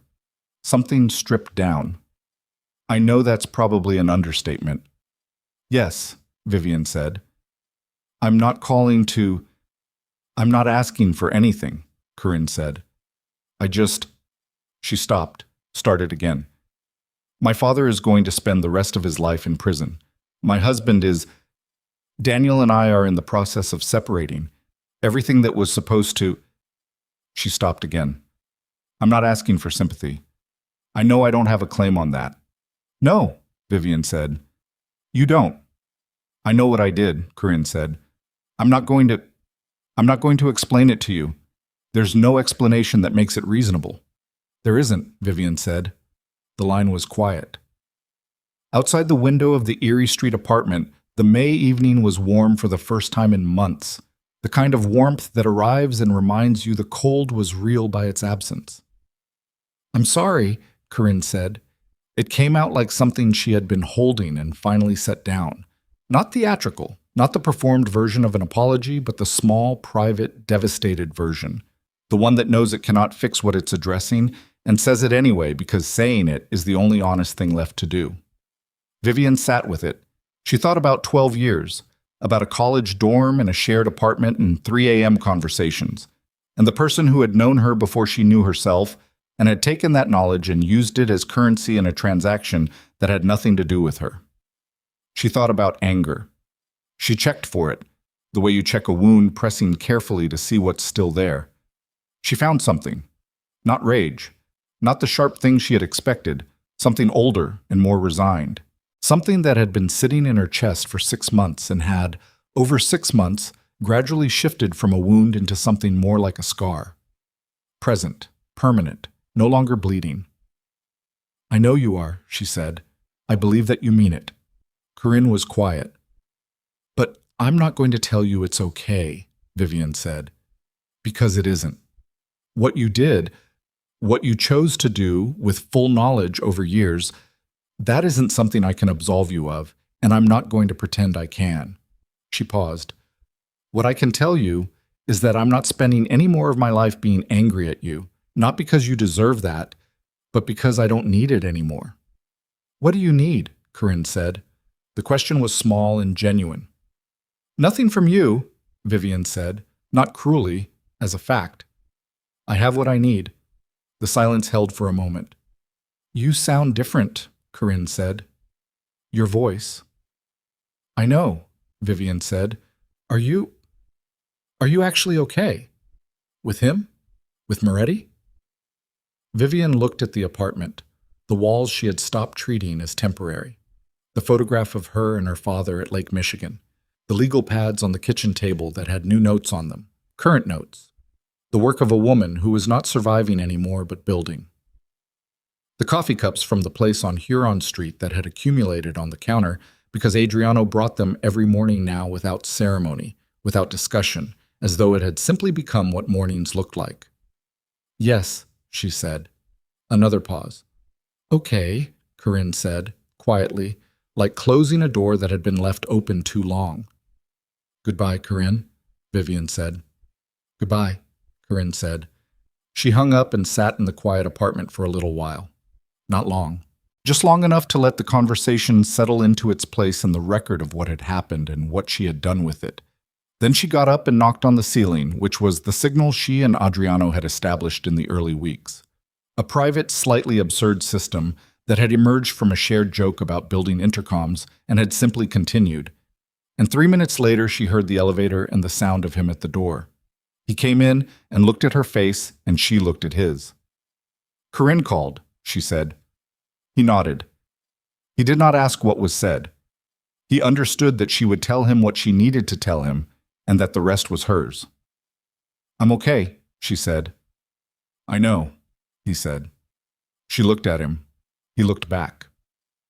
The May evening was warm through the window, and the city made its usual sounds below them, and in the kitchen the coffee cups from this morning were still on the counter, and the legal pad still had her handwriting on them, the evidence of a life being lived rather than survived. "I've been thinking about something," she said. He waited. "The arrangement," she said. "The contract. The terms." Something careful moved through his expression, the stillness that was his version of attention fully deployed. "I want to renegotiate," she said. He held her gaze. "I want new terms," she said. "Not strategic, not documented. I want—" She stopped. She was a lawyer. She lived in precise language. The imprecision of what she was trying to say was uncomfortable, and she chose it anyway. "I want this to be something real. I think it already is something real, and I want to stop calling it an arrangement when that's not what it is anymore." Adriano was very still. "You understand what you're saying," he said. Not a question. The statement of a man who needed to make sure she had thought this through. "I understand what I'm saying," she said. "I'm a lawyer. I am constitutionally incapable of saying things I don't understand." Something moved through his face that she had never quite seen before. Not the faint acknowledgement that was his version of humor, not the contained steadiness that was his default. Something more exposed than either of those things. Something that had been there for a while, she thought, and had been waiting for the right conditions to be visible. He crossed the kitchen. He stood in front of her, and he looked at her with the same directness he had brought to everything since the night he had opened a car door on a street corner and asked her if she needed something. And he said, "I would like that." That was all. It was enough. Thomas Hale came for dinner on a Sunday in June and fixed the faucet again and stayed longer than he usually did. And at the end of the evening, he and Adriano sat at the kitchen table with the remnants of dinner between them, and Vivian washed dishes at the sink and listened to them talk. Not about anything significant, about the city, about a building Adriano was developing in Pilsen, about the Cubs, briefly, in the way of men who feel the need to have said something about the Cubs before a conversation can proceed with full legitimacy. Her father's voice was different with Adriano than it had been in December. The wariness was still there. It would always be there. It was Thomas Hale's essential nature. But there was something alongside it now. The particular quality of a man who has watched someone be careful with something he loves and has decided, without fanfare, to extend provisional trust. It was not a declaration. Thomas Hale did not do declarations, but he stayed 2 hours longer than he usually did, and when he left, he put his hand on Adriano's shoulder for a brief moment at the door, the gesture of a man who had decided something, and then he hugged Vivian and said, in her ear, "You look like yourself again." She leaned back and looked at him. "I look better than myself," she said. He almost smiled. That was as close as Thomas Hale came to a smile. The almost. She had been reading it her whole life. The practice grew. By summer, she had 3 clients. By fall, she had 6. She hired a paralegal in September, a woman named Carmen who was 25 and precise and who caught an error in a filing in her second week that Vivian had missed, and who Vivian immediately decided to keep forever. The 2-room office on the West Loop became 3 rooms. The view of the river remained. She was not Adriano's lawyer. She had been clear about that from the beginning, and she remained clear about it. Her practice was her own. Her clients were her own.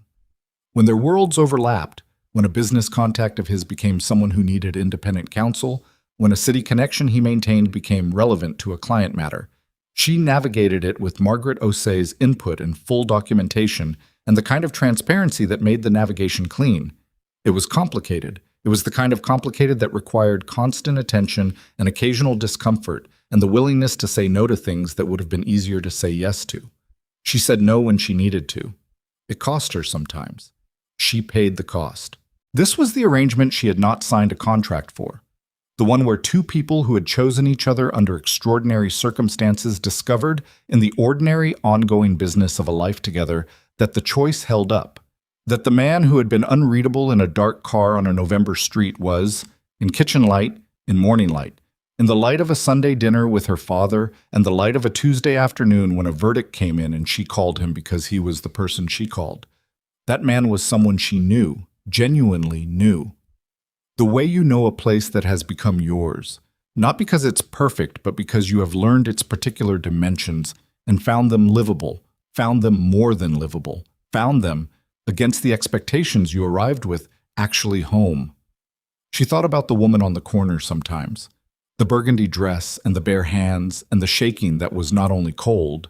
She thought about her without pity. The pity had been one of the first things to go, and without the distance of someone who has forgotten what it felt like. She remembered exactly what it felt like.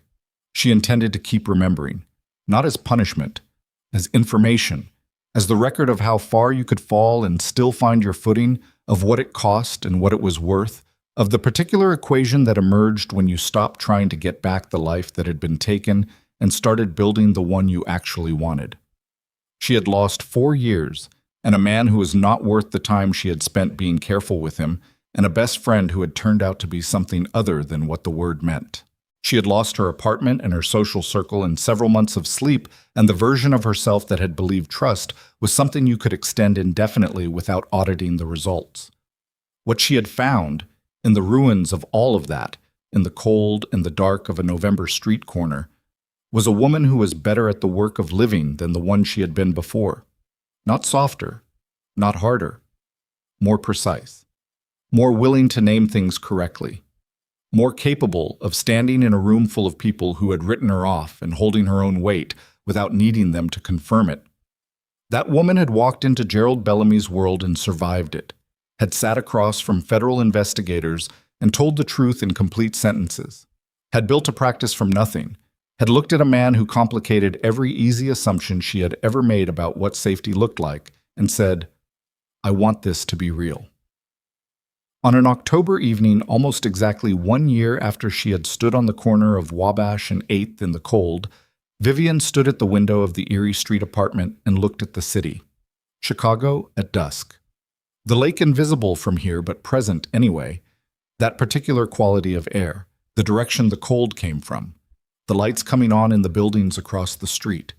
The L somewhere above the roofline, its sound familiar now, part of the texture of a place that had become, over the course of a year, she would not have chosen and could not have imagined, unambiguously hers.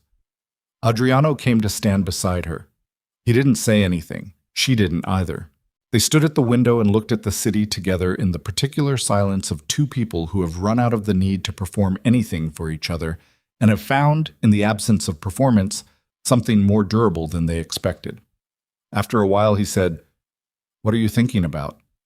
She looked at the city, at the lights, at the dark shape of the lake at the horizon. "A dress I bought to prove I was fine," she said.